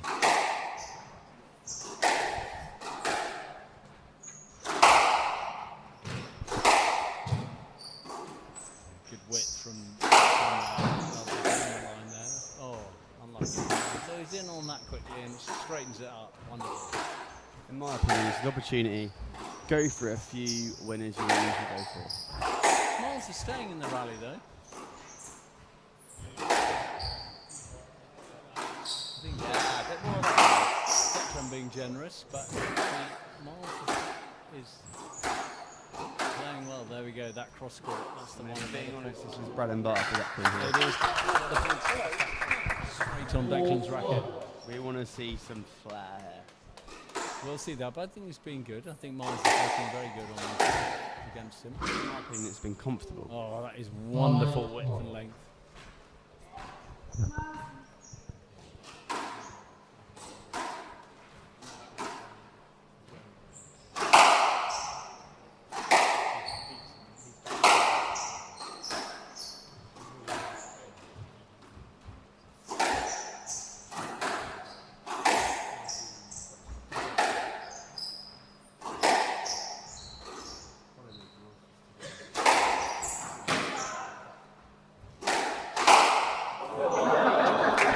Myles went for a winner there, and Declan was just there picking it straight up.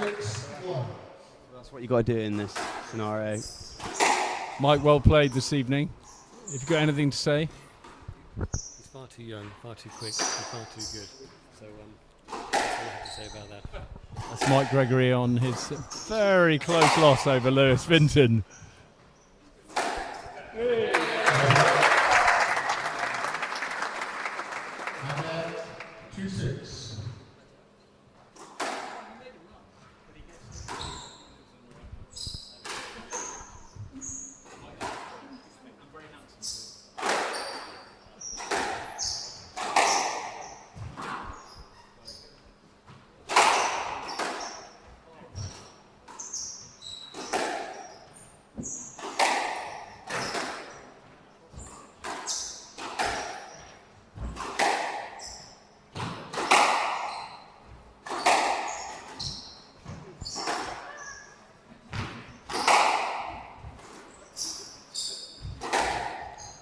You're not going to catch him out in the rally here. You're not going to catch him out, are you? However good your hold is, these boys are on it so quickly. In my opinion, you've got to take some risks here. Go for some flair.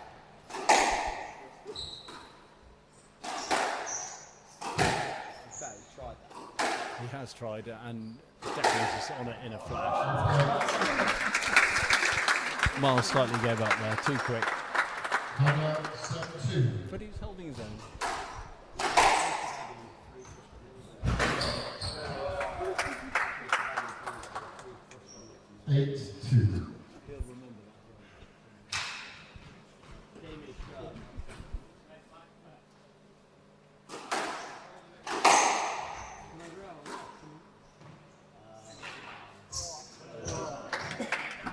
Just too good from Declan there. Wonderful length.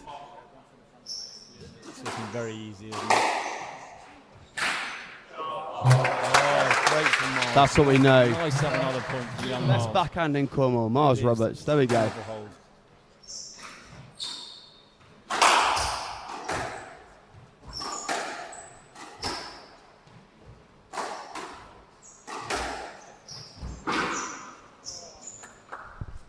Amazing how quickly these pros are onto the ball, and I think I'd be interested to hear what you think. If they just read the body language as the shot is being played. So being on court with one, they make you feel very basic, in my opinion.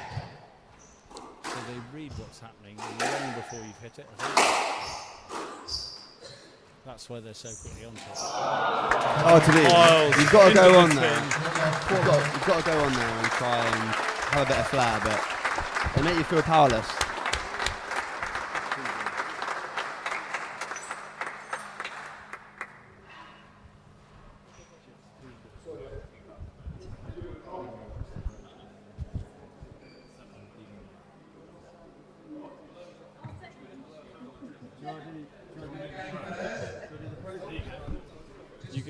You go from there.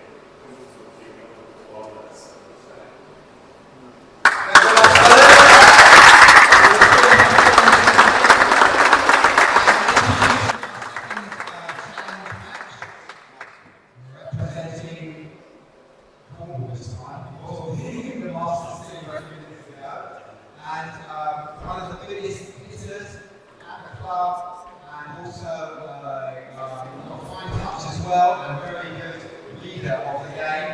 The former South African junior number 3. Not a lot of people knew that. A really good chap. Bring the roof down for Mark Campen-Howarth.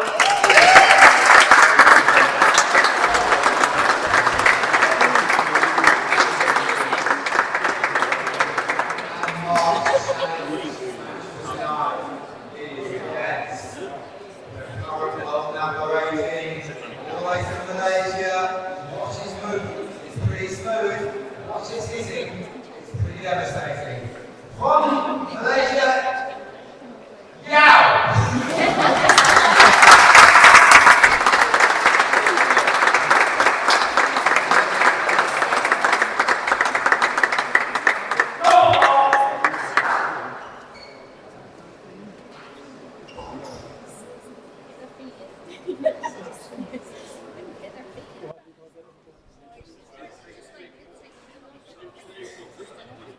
Mark Campen-Howarth there, one of the finest hitters of the ball to come out of Cornwall, against one of the quickest players I've ever seen around a squash court, Yow from Malaysia. Should be an entertaining and I would say devastating matchup, especially for Mark. I just hope Mark comes in with his confidence, because Mark has shots. And I hope he gets comfortable. He hits the ball so sweetly. And it's either up or down. So there are, there are two variations of it, but whatever he hits, it generally looks really nice. So hopefully he can give a good account of himself here. Smooth hitter for sure.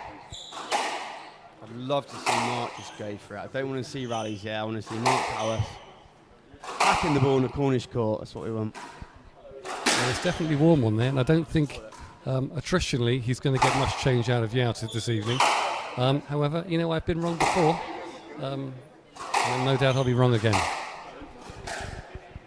Very, very wise words from Michael there. I think he's the Cornish boy's just got to try and go for the nick, put some power into his shots, try and work Yow a little bit if he can.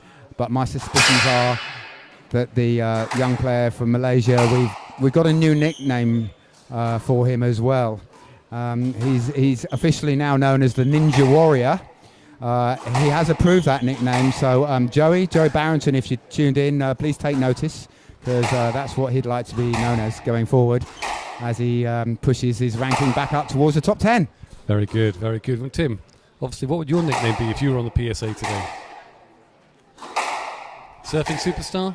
Luckily, I'll never ever go on the PSA except as a member of the crowd or the audience enjoying the amazing skills of these guys, which is awesome. Yeah, it really is. So Mark is, as I mentioned before, really an accomplished player around Cornwall.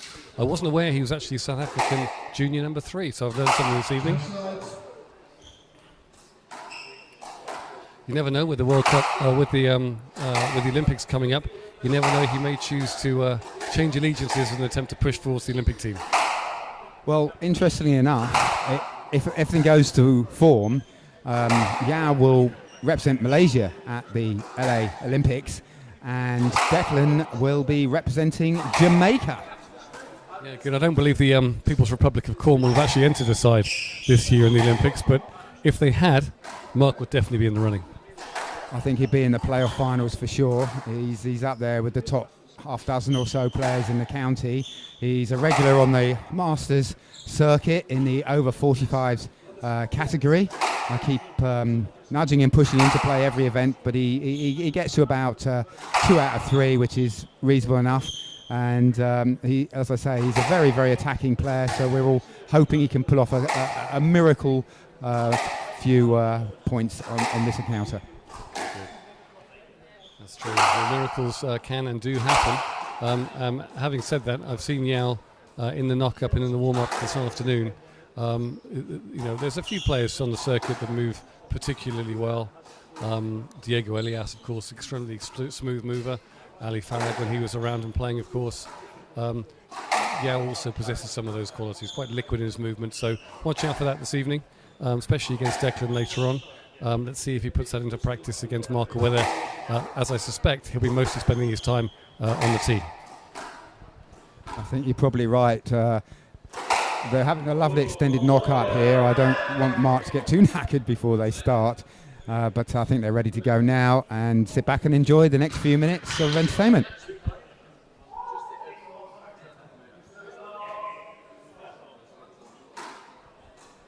it's first of all game, Mark serving, Yow receiving, on ball play.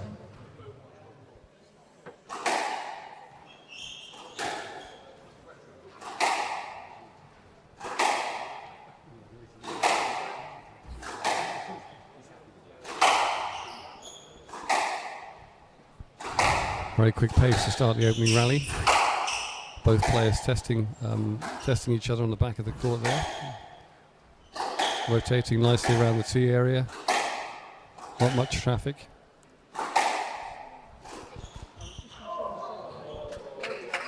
That's almost like one of the refusals I've seen at the horse racing. He didn't want to go for that one, Mark, and I don't blame him.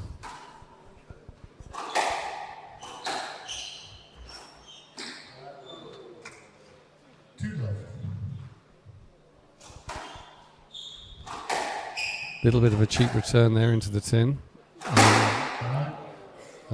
Mark's an incredibly talented player, but unfortunately sometimes he has a tendency to look for that winner a little bit early. Yeah, he went in the front too early on those last couple of occasions. He occasionally gets nervous as well, so I think he'll settle into this, give him a couple more points. I'm sure he'll grab something out of the match.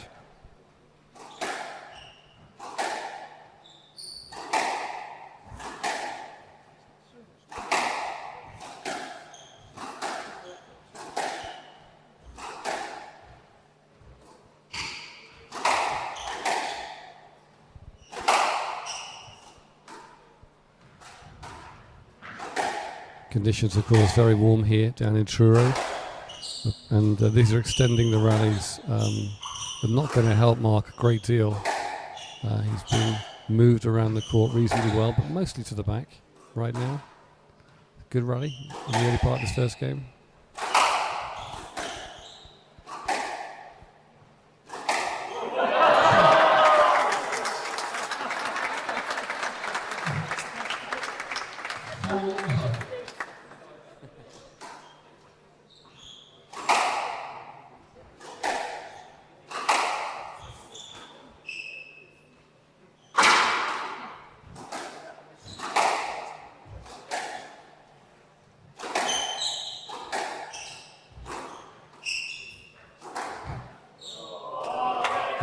The leisure centre boast. We all have a high degree of appreciation for that shot.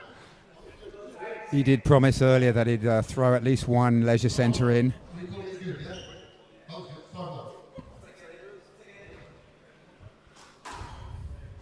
Mark is obviously timing his run. Love 5 at the moment. Early days though, early days.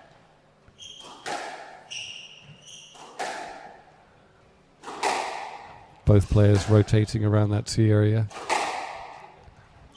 Decent movement here, decent hitting. Good line length from Mark, very patient. So, Mike, how many more gears do you think Yow might have in his locker here? I think he's got all the gears in his locker, to be honest with you, and I just don't know how many there are. But I would imagine that Mark just picked up his first point there, so we'll celebrate that. That's one for the record books. It was a great dying length, wasn't it? Hit the nick at the back, and Yow was helpless. Absolutely. Unusual tennis serve there from Mark. Throws opponent off guard. Yow hunting the volley there early. Been pegged back deep into the forehand corner.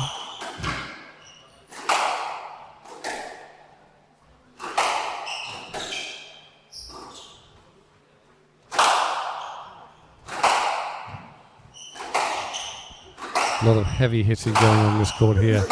I'm not entirely sure. There's a lot of shooting going on here, Mike, isn't there? There's some very big...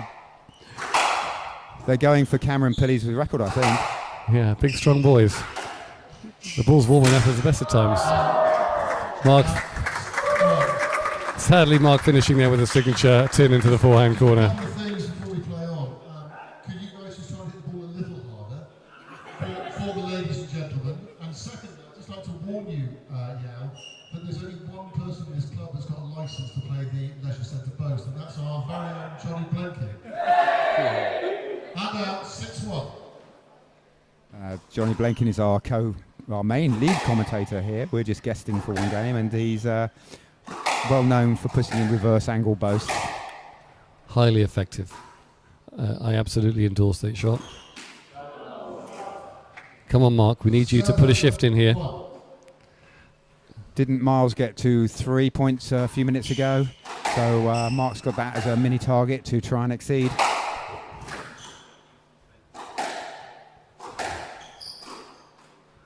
Little bit of deception there from Yow at the front left-hand side of the court.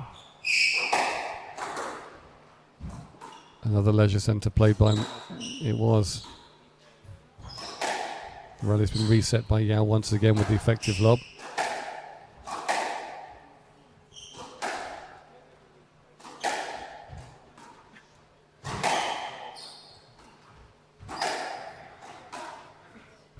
It's almost painful to watch for Mark, I think, at the moment, right? These rallies are extending to a point where clearly the wheels are falling off one by one.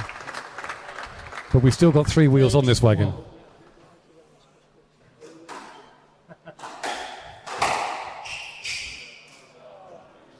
It's a clear, good shot.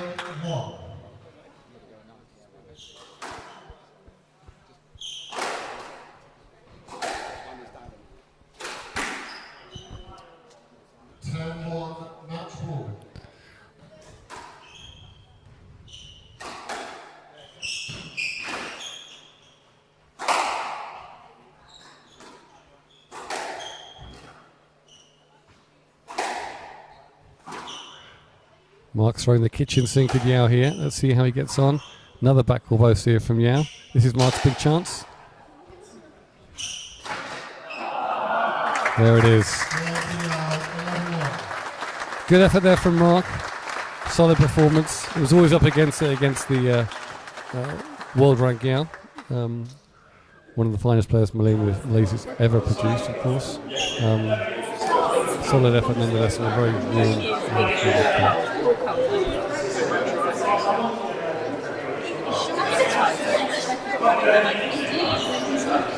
I haven't been staying with quite as much fascination as you obviously have. It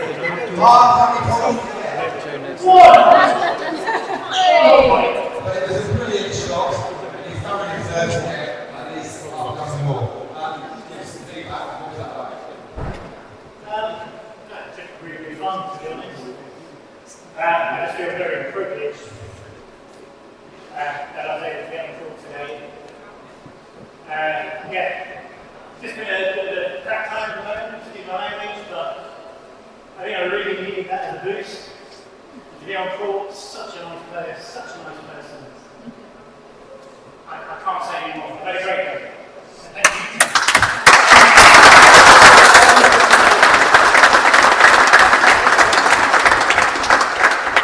Very good words there. Sometimes life's a roller coaster when you don't plan. Sport and squash in this case can really give you a lift and really open up avenues of fun and enjoyment, make you feel human again. That wasn't human. That was a really special performance. What's it like with Mark there? His hard hitting. There were one or two rallies there that the boys were commentating on that they thought, well, you were going to become a pretty world record.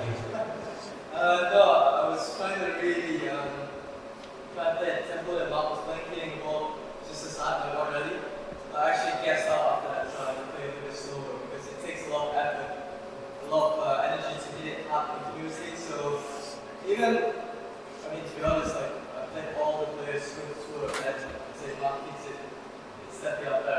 Yeah, it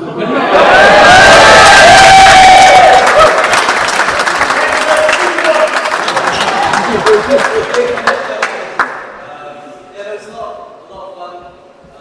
Again, as much as an enjoyment being good at squash for me, climbing up the rankings, winning tournaments. I think events like this is what makes it special as well for me to be able to try and show what I can do on court and see everyone being happy, smiling. That's what matters most to me as well, to be honest. Seeing the community, the squash community, it's such an amazing sport. So I'm just happy to be able to contribute back in that way. And again, thanks team for hosting it, making it possible. Really, really special.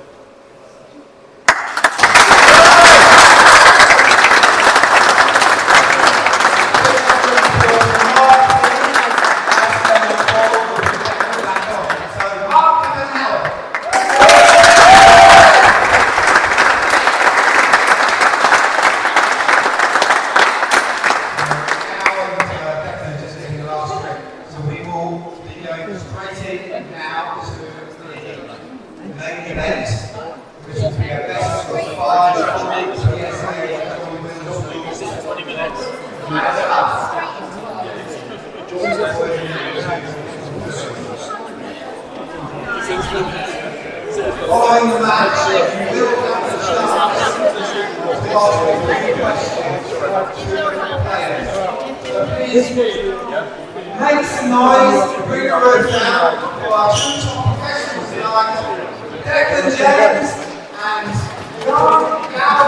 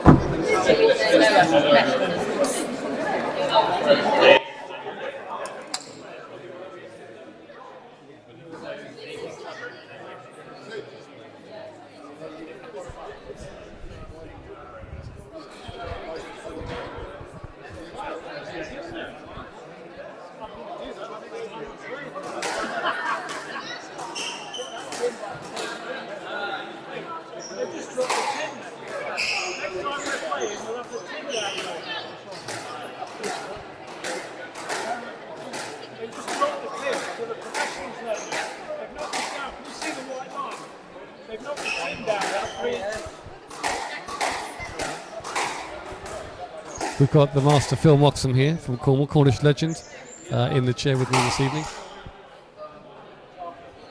commentating on these 2 fine players. Declan obviously just coming back from injury, bad Achilles injury, out for about a year.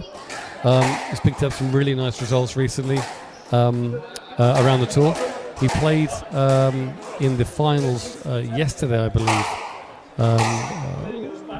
at St George's. Lost out narrowly to Joel Macon. 2-1. Very competitive game. But it's nice to see him at his best again. He's got a huge wingspan. He makes it look effortless in his movement. So very 2, I would say, contrasting styles here. You've got. Yeah. I would use the analogy David and Goliath, right? But I'm sure it's not necessarily fair on behalf of Yow. But it is a contrast of styles, and it'll be really interesting to see what they come up with this evening.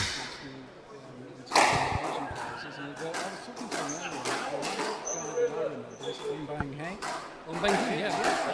He came from almost nowhere and, won the junior juniors. But he was a for his age, in that age group, he was a very powerful kid, very strong kid, yeah. But a bit taller than Yow, yeah. He was strong, and there's a few. It's interesting. I don't quite know the setup of Malaysian squash. There have been a few top players that come through over the years. Yeah. Nicole David, of course, is Malaysian. So Yow now is coached by my good friend, my best friend growing up, Hadrian Stiff. So Hadrian's now coaching him in Bristol. So interesting to see what movements he can make back up the world rankings in the months ahead. But I'm sure he's got especially with the Olympics coming up, right? It's going to be really interesting. I mean, it'd be interesting with Hadrian, because Hadrian, a lot of his work is with movement, I think. Footwork, etc., isn't it? And, it'd be really interesting. I think there's a real microphone here, Phil. If you want to take it, there we go. You can even take your own. Oh, do you? No, it should be good. Well, Tim mentioned that Dec's nominated for Jamaica this year in order to qualify for the Olympics in 27, which is interesting.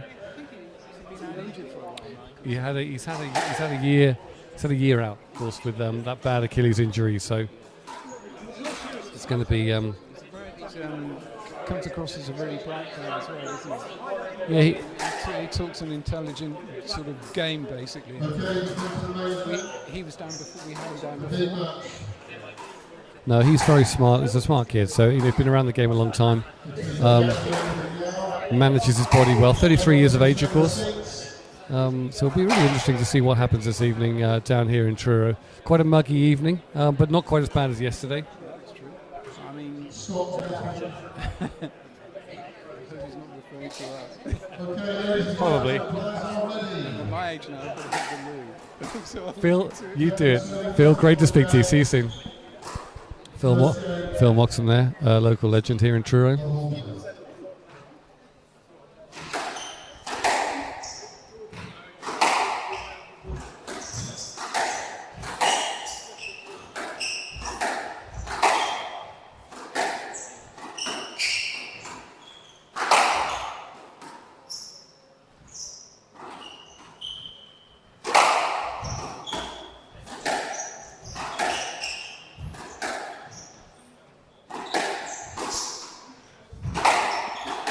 First rally here, just testing each other out, moving the ball around the court with ease.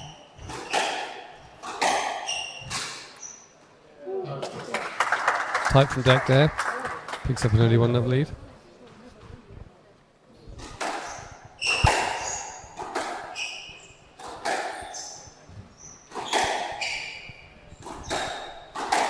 So, Michael,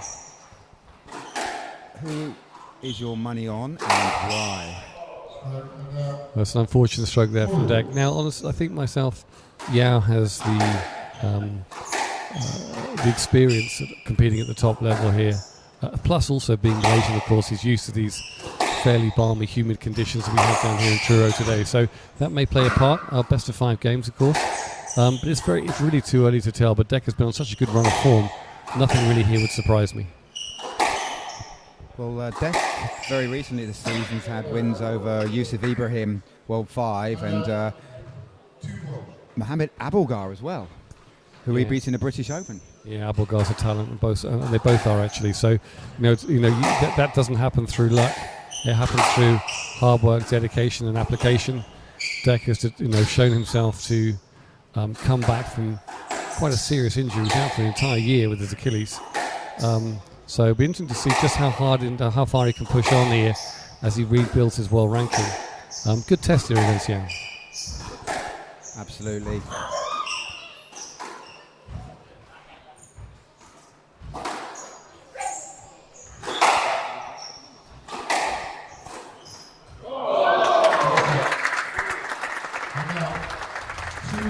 It's very effective there. Drag that 2-all both around the front of the court, forehand side from Yow.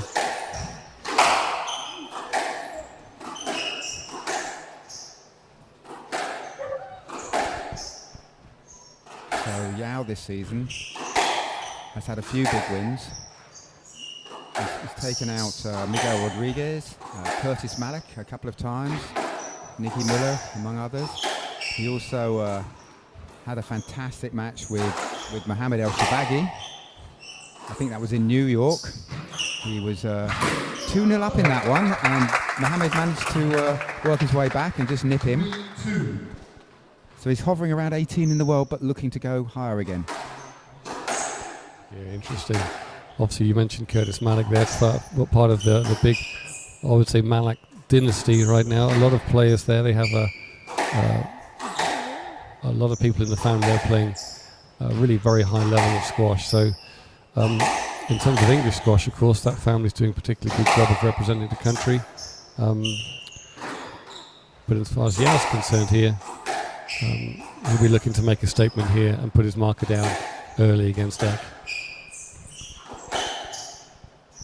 Well, we've certainly spoken to the fellows, and they're treating this very seriously, this match. They're going to go flat out for the next hour or so, I'd imagine.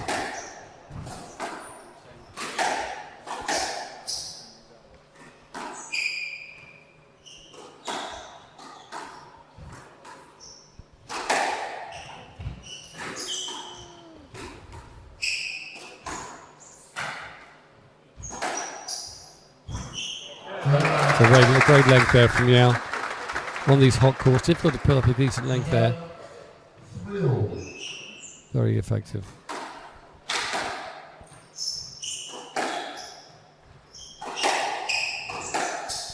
Now the difference here with these top players, of course, is that they're able to reset the rally several times in a single rally. Very, very low error count. Commentator's curse on that one. Noticed that they served very quickly afterwards to patch over that slight error there. He's made up for that. He's absolutely made up for that howler with a lovely cross-court dropping for Nick there from Deck.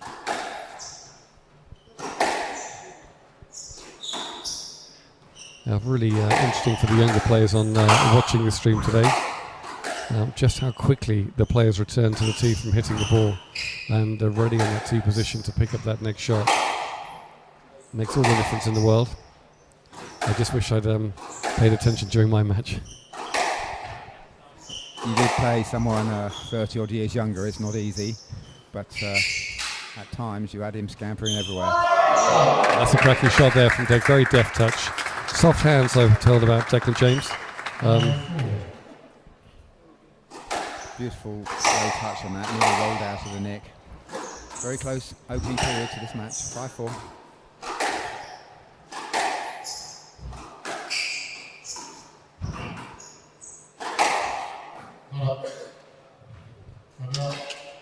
Nicely taken out there, plucked out of the air there from Yow.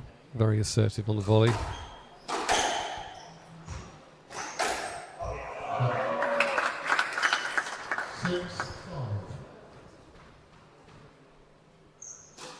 The slenderest of leads in this first game.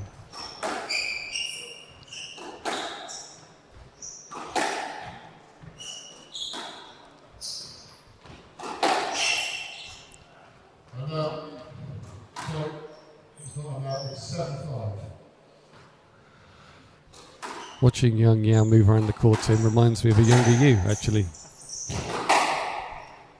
Much younger.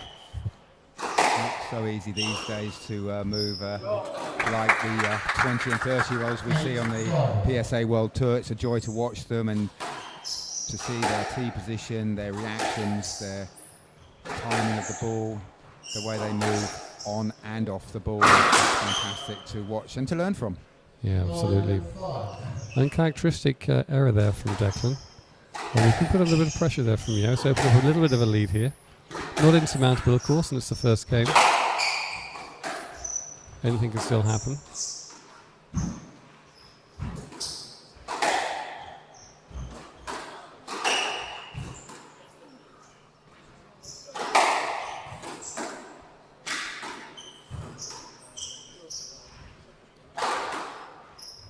Deck was certainly using that backhand volley drop to good effect on the PSA Tour the latter part of this season.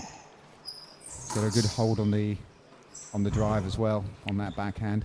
Yeah, he's quite confident in that area, as we can see. That's a terrific rally there. Deck really in control, moving the ball for all areas of the court. Yow absorbing that pressure as best he can, making the little error at the very end there. Well played from Declan.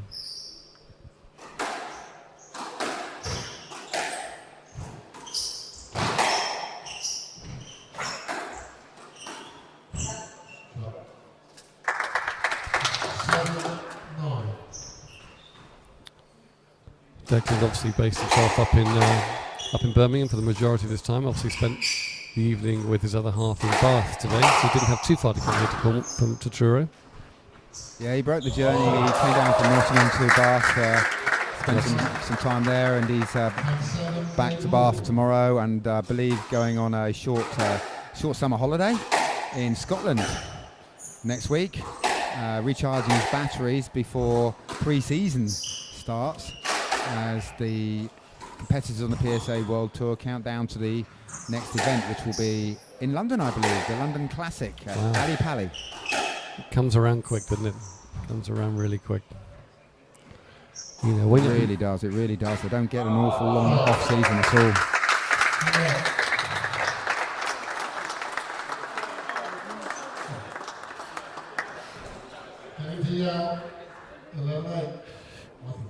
It's funny there. The marker made a bit of a mess of that one, but thankfully the players are all honest as the day is long. It's really what I find is it's such an attritional game, squash, and these boys put so much into it for a relatively short career, of course. The off season, they play events like this. They do things to keep themselves in good shape. But you know, I don't know any other racket sports really that pushes you physically in the way that squash does. No, it's got to be the hardest in terms of physicality. There was a survey done in one of the premier, I think it was Vogue magazine, and they had squash up there in the top 3. I think Nordic cross-country skiing was up there, and so was the Stephen Redgrave sport, rowing. They were listed as 2 other very, very tough sports for the cardio workout that you produce, and basically to be a top squash player, you're at the very highest end of your cardio, VO2 max of your cardio ability. You're playing matches, well, easily over an hour, and sometimes over an hour and a half in all sorts of conditions, today being one of the warmer nights probably that they will play in, and good old England, the English summer. And then they have to back up quite often the next day for the next round of match. So it's a tough way to earn a living. Do it all over again. Yeah, normally people say the Brits are really good at the sports where you sit down, rowing, cycling, and all the other bits and pieces. But we're pretty good at squash too. Looking forward to game 2. Yeah, the Brits are pretty good at darts as well. I do believe to stand up for that one. So that's another way of looking at it. Here we go. The second game has started.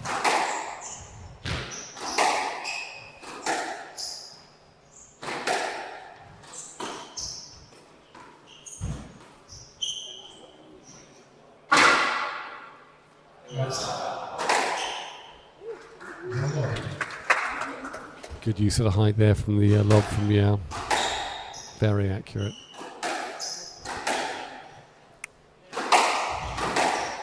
Local player Mike Harris from Devon uses the lob to very good effect there. Irritating, I would say. Anyone of those of us have had the privilege of playing him and knows just how difficult it is dealing with a lob like that. A whole new, that's another good shot from Yow.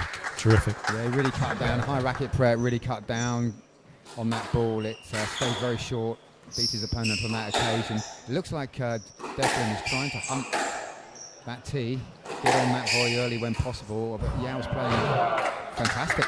You know what, that was almost half volleyed out for 4 runs, right? It was almost a Yorker, but he took it perfectly well, dropped over the front backhand corner. Slotted, I think we say.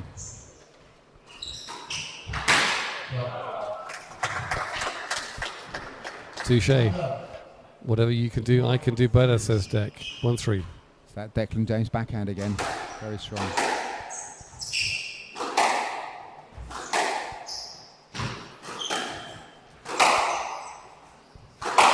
So Yow is pretty permanently based in Bristol these days, and he's working with a good friend of yours, Mike, with Hadrian Stiff.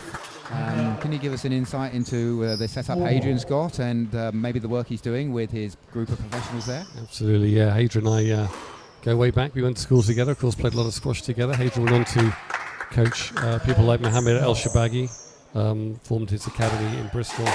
Spent a lot of time recently in America, in New York, coaching there, and has just recently come back to get Yow ready for basically the Olympic Games, which is interesting. So Hadrian's been really, his whole thing is quality of movement, quality of hitting, and he really takes that to the next level, really. So I expect to see Yow develop that part of his game. He's already a good mover, and Hadrian will undoubtedly just unlock that last few percent of movement that he can expect to bring at Olympic Games in 27. Yes, I totally agree. I think with Hadrian Pip, as he's known, Stiff, at the helm there, Yow's in good hands, and talking to him earlier, I think one of the things he was possibly looking at working out was becoming a touch more aggressive, less passive, more attacking on court. He knows his strengths, his length and his line and his movement are fantastic assets, and he's looking to add another layer or two in terms of his front of court play. And there was a good example of it there. Yeah, it's a lovely shot. I think in today's modern squash, there are so many different styles and techniques on display from the very top of the game. You've got someone like Asal, very aggressive, extremely assertive, powerful mover. You have someone like Diego Ellis, I mentioned him earlier, such a smooth performer, hitter of the ball, looks effortless. Mezen Hisham, unusual technique, but highly effective. So, the nice thing is that it's not like the old days, right, where you got the Brits and the Aussies and all playing a certain way. It's a game where you can have your own take on technique and be extremely effective. So I think the game's never been in more rude health, honestly. You've got people like who was here last year with you. You got John Macon, of course, physical specimen, very attritional, very strong. Cole in the same way. It's going to take something special for these two on court here to break into the top 10, but it's absolutely possible with the work they're putting in. It's all about putting the work in and trying to get that reward from relentless training, lifestyle sacrifices, and sheer determination. Once again, very, very soft hands from Yow. Move deck all around the court there. Made a lot of work. Put a lot of work into those long legs of Declan. Very good touch.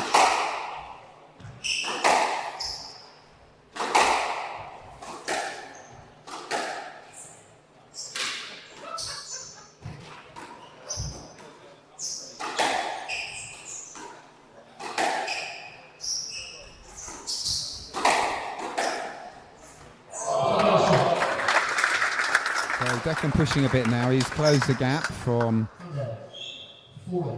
there we go, to 4 points.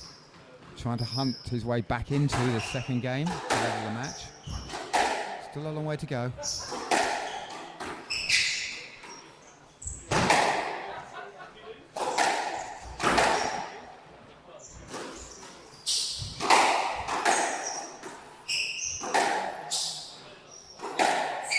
To me, it looks like he's trying to step up a little further on that tee now, take those backhand drops in as quickly as he can. He's seen 2 or 3 in this rally already. Yeah, he can't afford really to give too much of the court up to Yow at the moment. He's got a big wingspan in the central part, so he needs to use that if he's going to make any inroads into Yow here.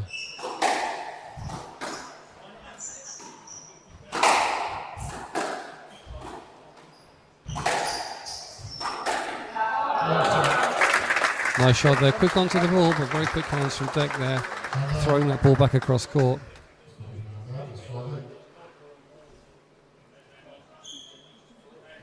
Very warm on there, very warm. These boys must be sweating a lot. The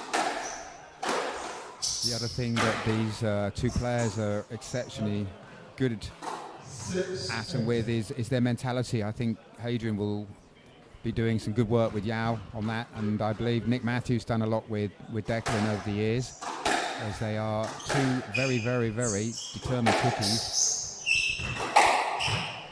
They will fight for every point. They won't give an inch if they can possibly help it. Well, even if this is not a, let's say, a tournament match, you know, just a psychological edge, you're getting one up on each other. If they do cross paths in the tournament later on, right, they're kind of feeling each other out, understanding what works, what doesn't work. That testing process is always ongoing. Good deception on that. That's right. There's a full crowd here at Truro Squash Club down in Cornwall. The boys had a little bit of a trip to get here today, but hopefully they're enjoying the Cornish hospitality. They're certainly giving it their all right now. It's always a pleasure to come down to the event, Tim, and you put on a great show, and everyone's grateful here for what you do for both the game of squash and, of course, the squash in Cornwall. And to bring players down here like this, you had Jonah last year with Joel, of course, another terrific evening, really setting the standards in Southwest squash. It's important to keep the drum beating, isn't it, as loud as possible in terms of promoting our sport. Squash is such an amazing workout and enjoyable sport. We all know that, but a lot of people out there yet to learn it. So beat the drum, get the publicity, keep doing outrageously fun and exciting and inspiring things to get as much involvement in the sport as possible. I completely agree. Of course, the Olympics will give us another big boost in 2 years' time. We're all looking forward to that, and we're hoping that both these two fellas will be representing their countries at LA 28. No, I'm sure they will. What a backdrop, right? I think it's Universal Studios they're playing at for in a couple of years' time. So that's going to bring, we've got some terrific venues for World Squash. We've got the Pyramids, of course, we've got Grand Central Station, Truro Squash Club. So it's probably working top three there events in the squash calendar. Well, I've got to shout out to Alex Goff and the team there as we approach game ball. They've pulled a blinder by getting Universal Studios on board, I think, for the Olympics. It'll form a fantastic, amazing and unique backdrop. Top 16 men's and ladies competing. It's going to be a fantastic 10 days, I believe, the squash runs for out there. So it's going to be absolutely brilliant. Yeah, I'm looking forward to it. That's a great shot there, super shot. I'm going to try and pick up some tickets. Yeah, it's going to be a long paper round here for Deck to pull this one back from 2 down. What do you see as the change and the tweaks that Declan might have to make in this third game, Mike, in order to get back into the match? That's a great question. I think he's probably going to need to use a little bit of height. Okay, he's been rotating round to the tee quite well, but Yow's very comfortable with his movement patterns at the moment. So Deck's not been able to break that to any significant degree at the moment. So it's been relatively consistent movement patterns for Yow. So I think he's going to have to try and sort of, just be a little bit, think more outside the box here with his hitting, and certainly his shot selection. But Deck's got plenty of things in his locker, right? So he's got the ability to finish the ball very crisply and cleanly.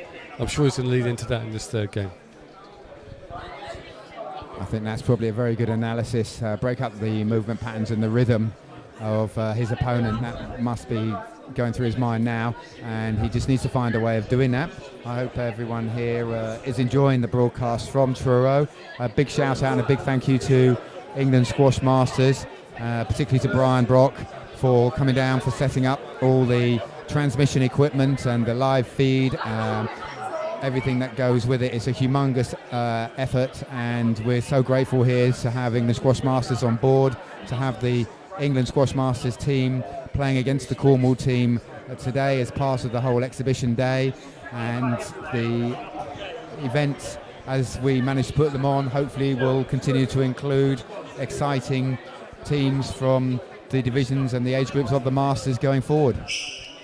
The nice thing is, one thing's for sure, when Brian Brock's involved, everything goes very smoothly indeed. So never any problems there with the setup, videography or anything like that.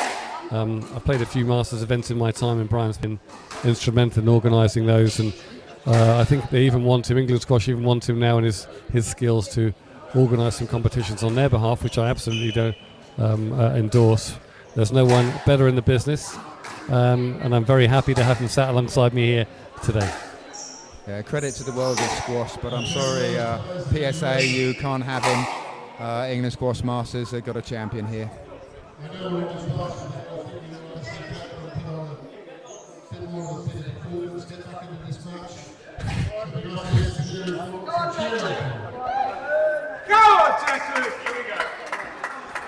So John there, the marker, telling Declan to play better. I'm sure that's the feedback he wanted to hear from the marker. I jest, of course.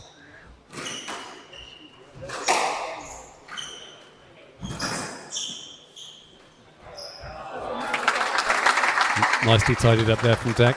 Yeah, that's a good start. That'll give him a bit of belief and confidence, and should seep through now into his game. Well, I believe his nickname is the Dark Knight, right? And obviously, from that last shot, I would say the Dark Knight is rising. Brilliant analogy. It's his favourite DC character, Batman, the Dark Knight. Yow, the Ninja Warrior. Sounds like a very good matchup.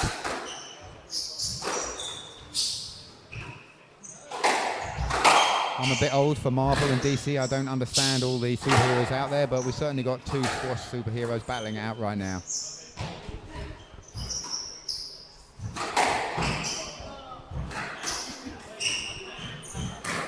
Yeah, I was doing some mileage.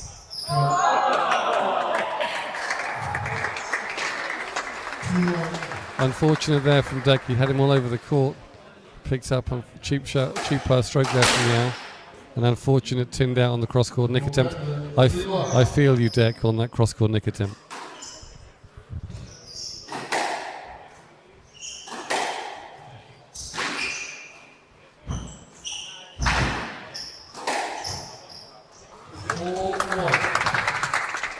He's playing very, very good, sharp squash Yow at the moment. He's not relenting at all. No, well, his hitting is... even on these hot courts, his length hitting is exceptional. That second bounce length dying in the back corner. It doesn't give you much to go. Really nicely tidied up there from Deck. Yeah, that one, as we say, is a very nice drop shot, slotted. That didn't come off the sidewall at all.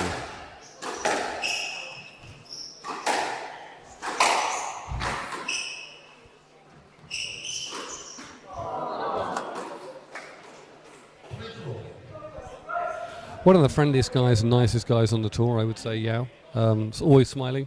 Never got a bad word to say against anybody. If the rankings were done on being nice, he'd definitely be top 5 in the world. I think you're right there. He's been smiling and enjoying every moment of his visit to Cornwall, this trip. His train was actually delayed nearly half an hour, and he was worried that he might hold up. Well, he said, "Don't worry about the proceedings here. Being the star man, we'll hang on for you. Don't worry. Get here in one piece, get settled, and put on a show." And he's certainly doing that at the moment. Good work down the backhand there from both. Yeah, rally was reset nicely there. Both thrown in. It's unfortunate there from Deck. Just, I guess it's a relentless pressure that Yow puts you under on every shot. You feel you need to go lower and tighter. Yeah, that's the pressure of movement, isn't it? He's so smooth, as we say. Got a very full swing, hasn't he? Not going to get that one, though. I think he put himself in a spot of bother there. That is what you call locked out or blocked out completely.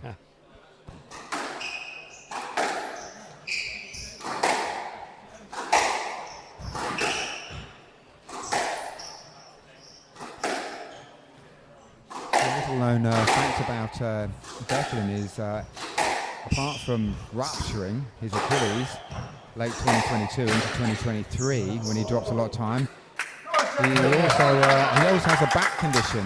He suffers from scoliosis, which is a curvature of the spine, which shows how well he's done with his career so far to hit the top 20 with slight back issues niggling him most of the time. Wow. And as a result of that, he's adapted his game and his style of play and pulled off shots like that. Amazing. I feel slightly...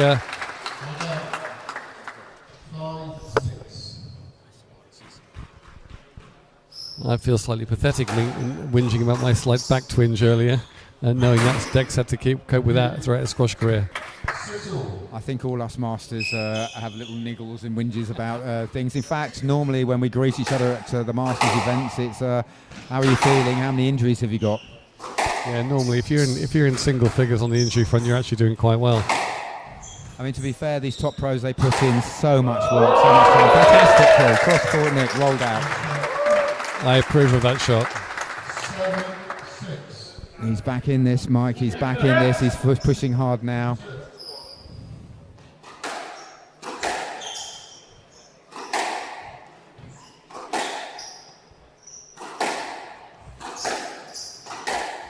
Mike, you're a past master at hitting cross-court nicks. Any advice you can give budding players there, how to take that shot on?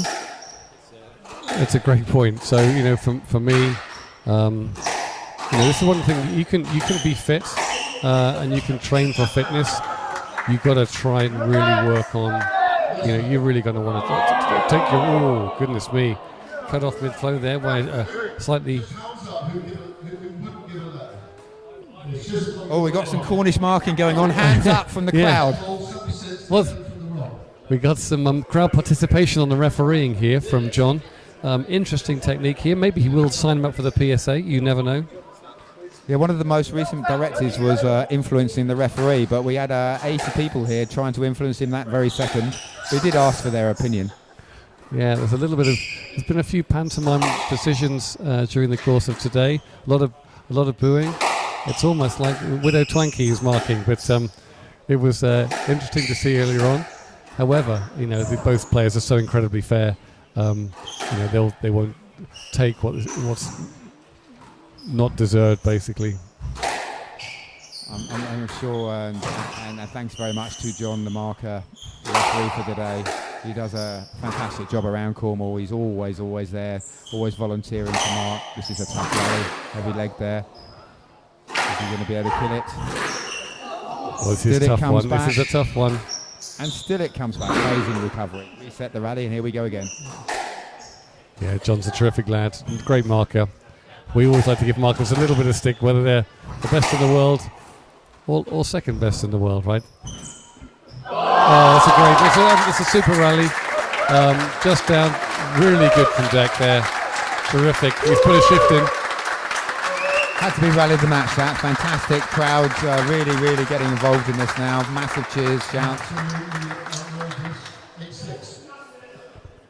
The referee's getting very close to the action too. Nothing like a bit of impartiality, but we like it. 8-6. Declan leads, 2-point gap. Third game.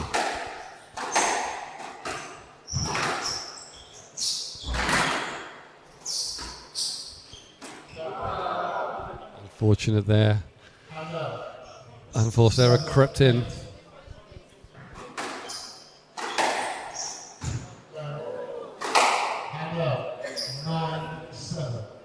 Uncharacteristic unforced errors from both players there. Keeps it interesting.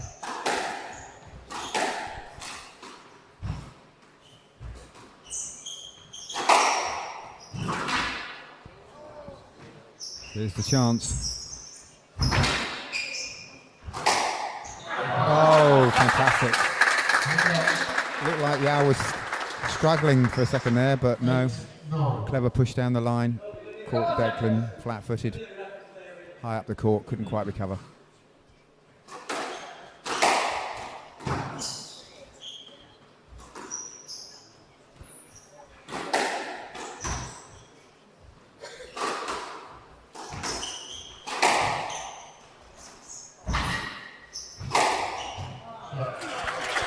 Lovely, nicely tidied up there from Yow. On the ball so early. It's relentless.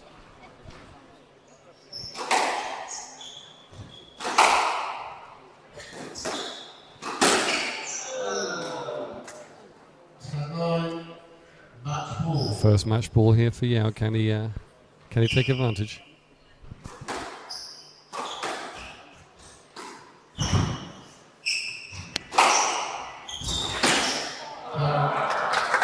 And there it is.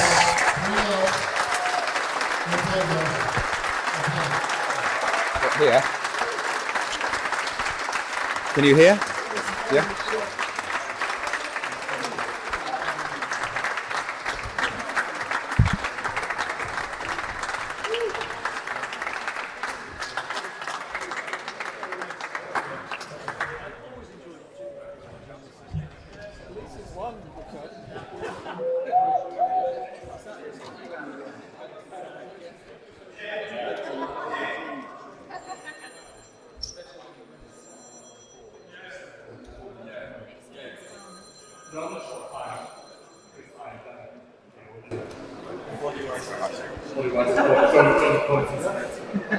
I've been told to put this on, I'll just hold it there. Okay. Just giving the players a few seconds. Do you want some water? Okay. This is your chance, folks, to ask any questions you want to ask of the two players as far as life on the Pro Tour or what they do on a daily basis as professional squash players. So, anyone want to start the ball rolling with some Q&As? Yes, Siobhan.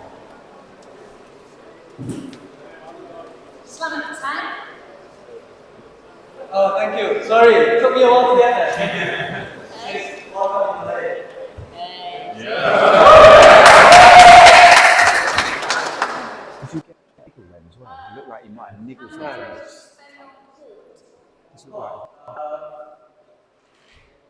A week? I thought he pulled something when he went on with Myles. No, it's all right. Thank goodness for that.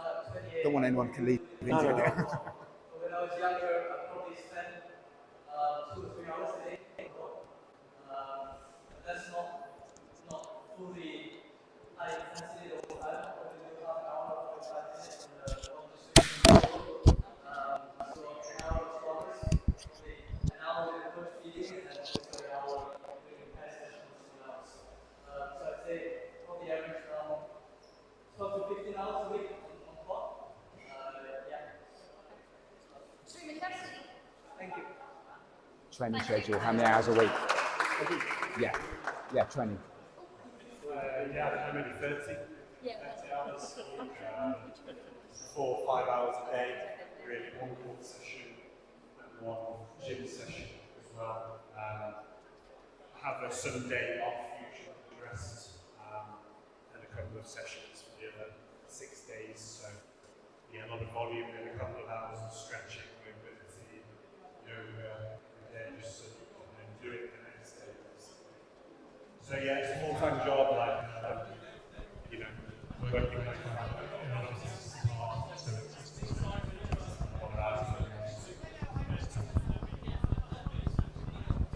Anyone else? John?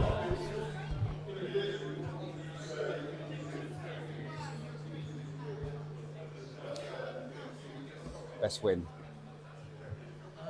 Best win, I would say, was a few. I think beating Paul in Singapore was probably my bigger one. Also beating Assad. I think beating Assad on the one. Actually, told me that yeah, a few times beat Owen twice as well. That was good. Yeah, so those are all big wins for me, but I think in terms of achievement, the biggest one and the proudest one for me was winning the Asian Games 4 years back. It's a big thing for us every 4 years. It's a big event, there's a lot of pressure on that, and it's sort of outside the finals, so it was quite pleasing. So yeah, those are probably my biggest wins of the I beat South Free Love as well, but it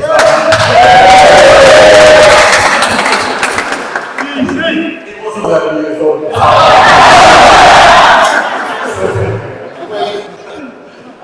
Yeah, probably when I beat the lads in London a couple of years ago, that was probably my biggest win. It was 4 or 5 in the world at the time, so yeah, that's probably my biggest individual win, that's it. Anyone else? Now's your chance. Throw some questions at these boys. Any takers? Yes, Duncan.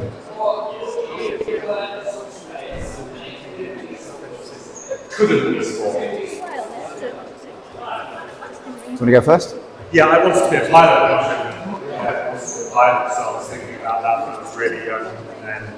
yeah, I love squash, just kind of took over, but yeah, I wasn't interested in aviation, so who knows, never say never for retiring. Actually, I'm not just copying answer, but I wanted to be a pilot when I was younger. It's an article I think 6 or 7 weeks ago. I wanted to be a pilot before I was going to be a squash player. Yeah, my eyesight's not good enough now, so that's probably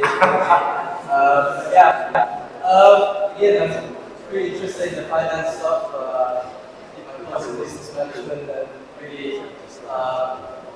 leaning towards a lot of the finance side of it, just understanding how to manage our sports players who are not earning much, so we have to spend and also how to invest in them, so I've got really good at that. Never know, maybe in the future, hedge fund or something. Yeah, foreseeable future at this point. I'll just follow up on that. And ask Declan Yow to maybe a little bit of a secret. The top boys, top 4 or 5, what sort of money are they making these days? Top 4 or 5 players in the world are making between 250 and 400 a year, I would say. Pounds or US? Pounds. Sal will be making £1 million with the sponsorship he's got. Yeah, there is like, look, it doesn't have the money that it deserves for how good the guys are and what they do, but it is also a lot better than it used to be. Even when I started playing, you know, you can probably make 6 figures if you're in the top 16 players in the world, there or thereabouts, which is incredibly fortunate living. So yeah. And if I ask Yow, where's your break-even point on the Pro Tour? What do you need to be ranked before you get in the right side of the line? It's a tough one. I'm going to say I'm very privileged in the sense where I've been most of my privilege and government throughout the years, so I can't really say. But from my feeling, I would say standing up breaking point, I would think it's 25. I would think so anyways. Even then, there's still a lot of compromises. We're probably finding the cheaper flights. At times thinking we should, same, I think for everyone, if you're going for a holiday, thinking we should get an extra chicken back or not. It's the same for us as well, a lot of times. So ideally those stuff are things that we don't have to worry about, because we still have to share with other players who are on tour. So that's just break even for just bringing ourselves to events. Let's say if you want to bring someone with us. Yeah, I got a feeling on the top 75 in the world. I could be totally off in my expenses. I'm lucky enough to be covered since I was young. So yeah. So it's a labour of love. It's something that you've got to be very passionate about to make anything from. Tony, you were going to ask?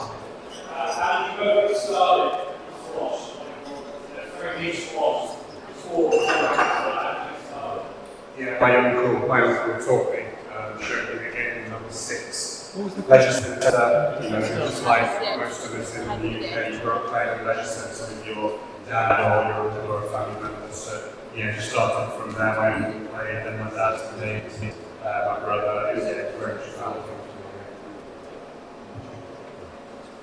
Yeah, same for me. I think Inspect spoke about this briefly, right, in the podcast, saying about squash, how a lot of times it's probably our parents and stuff like that who are getting into squash. That's not, to be honest, not much of my generation would know what squash is, not from their parents or people that are relatives that they know. So for me, same I used to play, loves playing social squash, so that's how I got into it. He made the mistake of bringing me to a sports club once and I've left the pot. So yeah, from my dad, I was going to really start when I was 7 years old. Last with an endeavour to get where they are now. Any last takers? Lewis?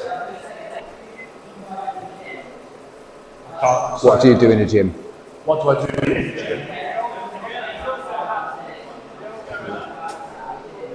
Yeah, so I'll do 2 or 3 times a week. I'm doing circuit training on the court, so a lot of go swimming, a lot of skipping, press up, sit ups, like a lot of body weight stuff on the court, 2 to 3 times a week. Those sessions will be anything for about 2 hours, and then I'll do a weights session in the gym as well, where I'm doing lifting weights, leg press, some squat type movements as well.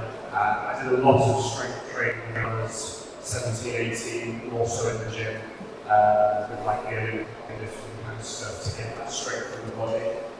Now it's less so than that, because you know, when you've done that kind of training for 10 years, it kind of stays in the body a little bit. So now it's very much a lot of squash specific stuff on court. The conditioning side of squash is kind of more intense than it's ever been now, because the players are so fast. You sort of see that with Yow tonight, obviously.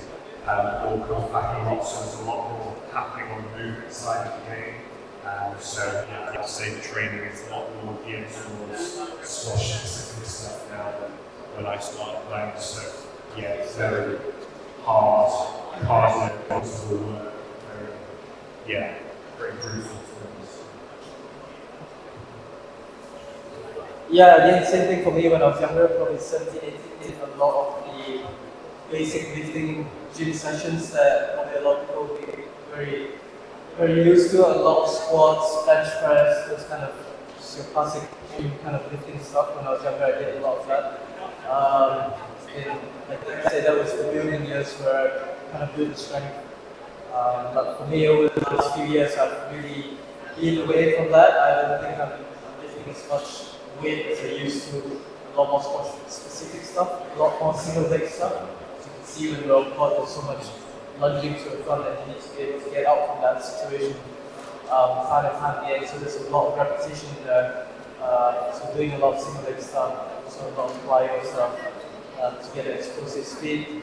And besides that, to be honest, it's just as much injury prevention as building strength in the gym. We're playing probably every 2 weeks. We have a tournament now, so we're pretty much all out every time we're on court. So we have to make sure the body is really strong enough to be able to withhold that intensity. So yeah, I would say if you're younger, probably it's worth doing a little bit more heavy stuff, but to get into the season and putting more tournaments, it's really important to start being into more squash specific kind of gym workout. Yeah, so that game, do it 3 times a week at least in the gym, just doing a lot of strength and rehab kind of stuff. So one last question, Lewis. What things do you enjoy the most about Cornwall? And what would you like to do before you leave? What things do you enjoy most about Cornwall? About a tournament. About a tournament? About Cornwall? Your visit to Cornwall, what have you enjoyed about it most? Meeting you, Lewis.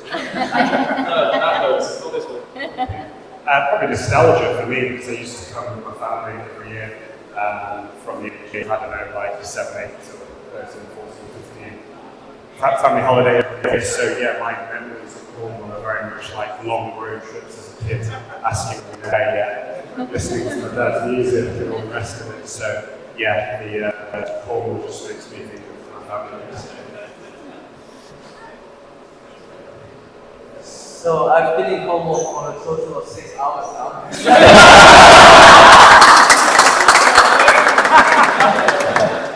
I've only been to the Truro train station.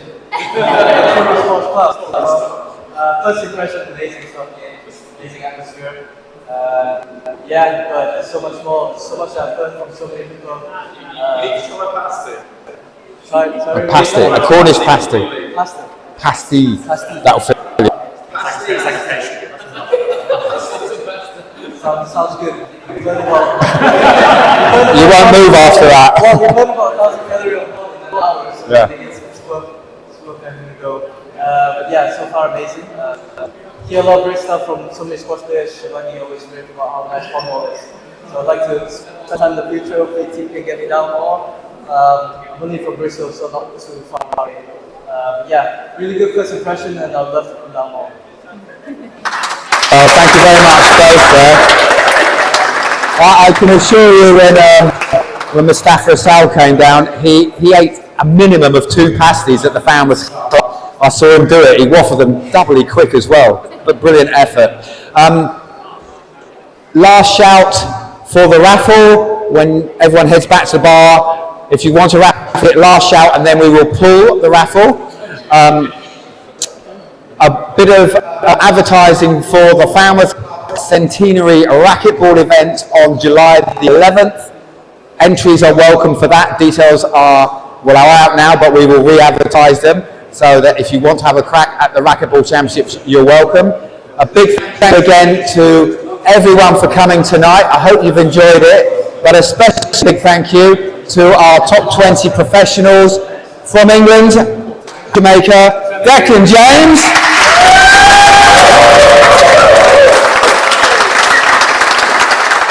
and from Malaysia and Bristol, Eain Yow and Ji. Thank you so much. Raffle next. And don't forget, on the big screen, if you want to, the England-Panama match at 10 o'clock.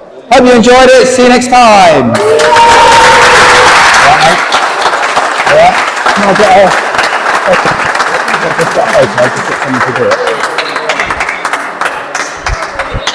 Tom, can you do one photo? I always one, just on court here. Yeah, just me with the two boys. If you could do, just take a couple of shots. That's it.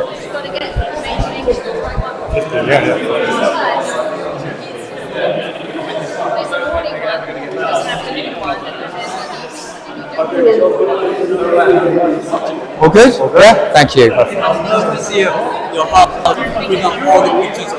All the events. I've just take one of every event. 16 we've done. Well, that's your first, and you're only 28.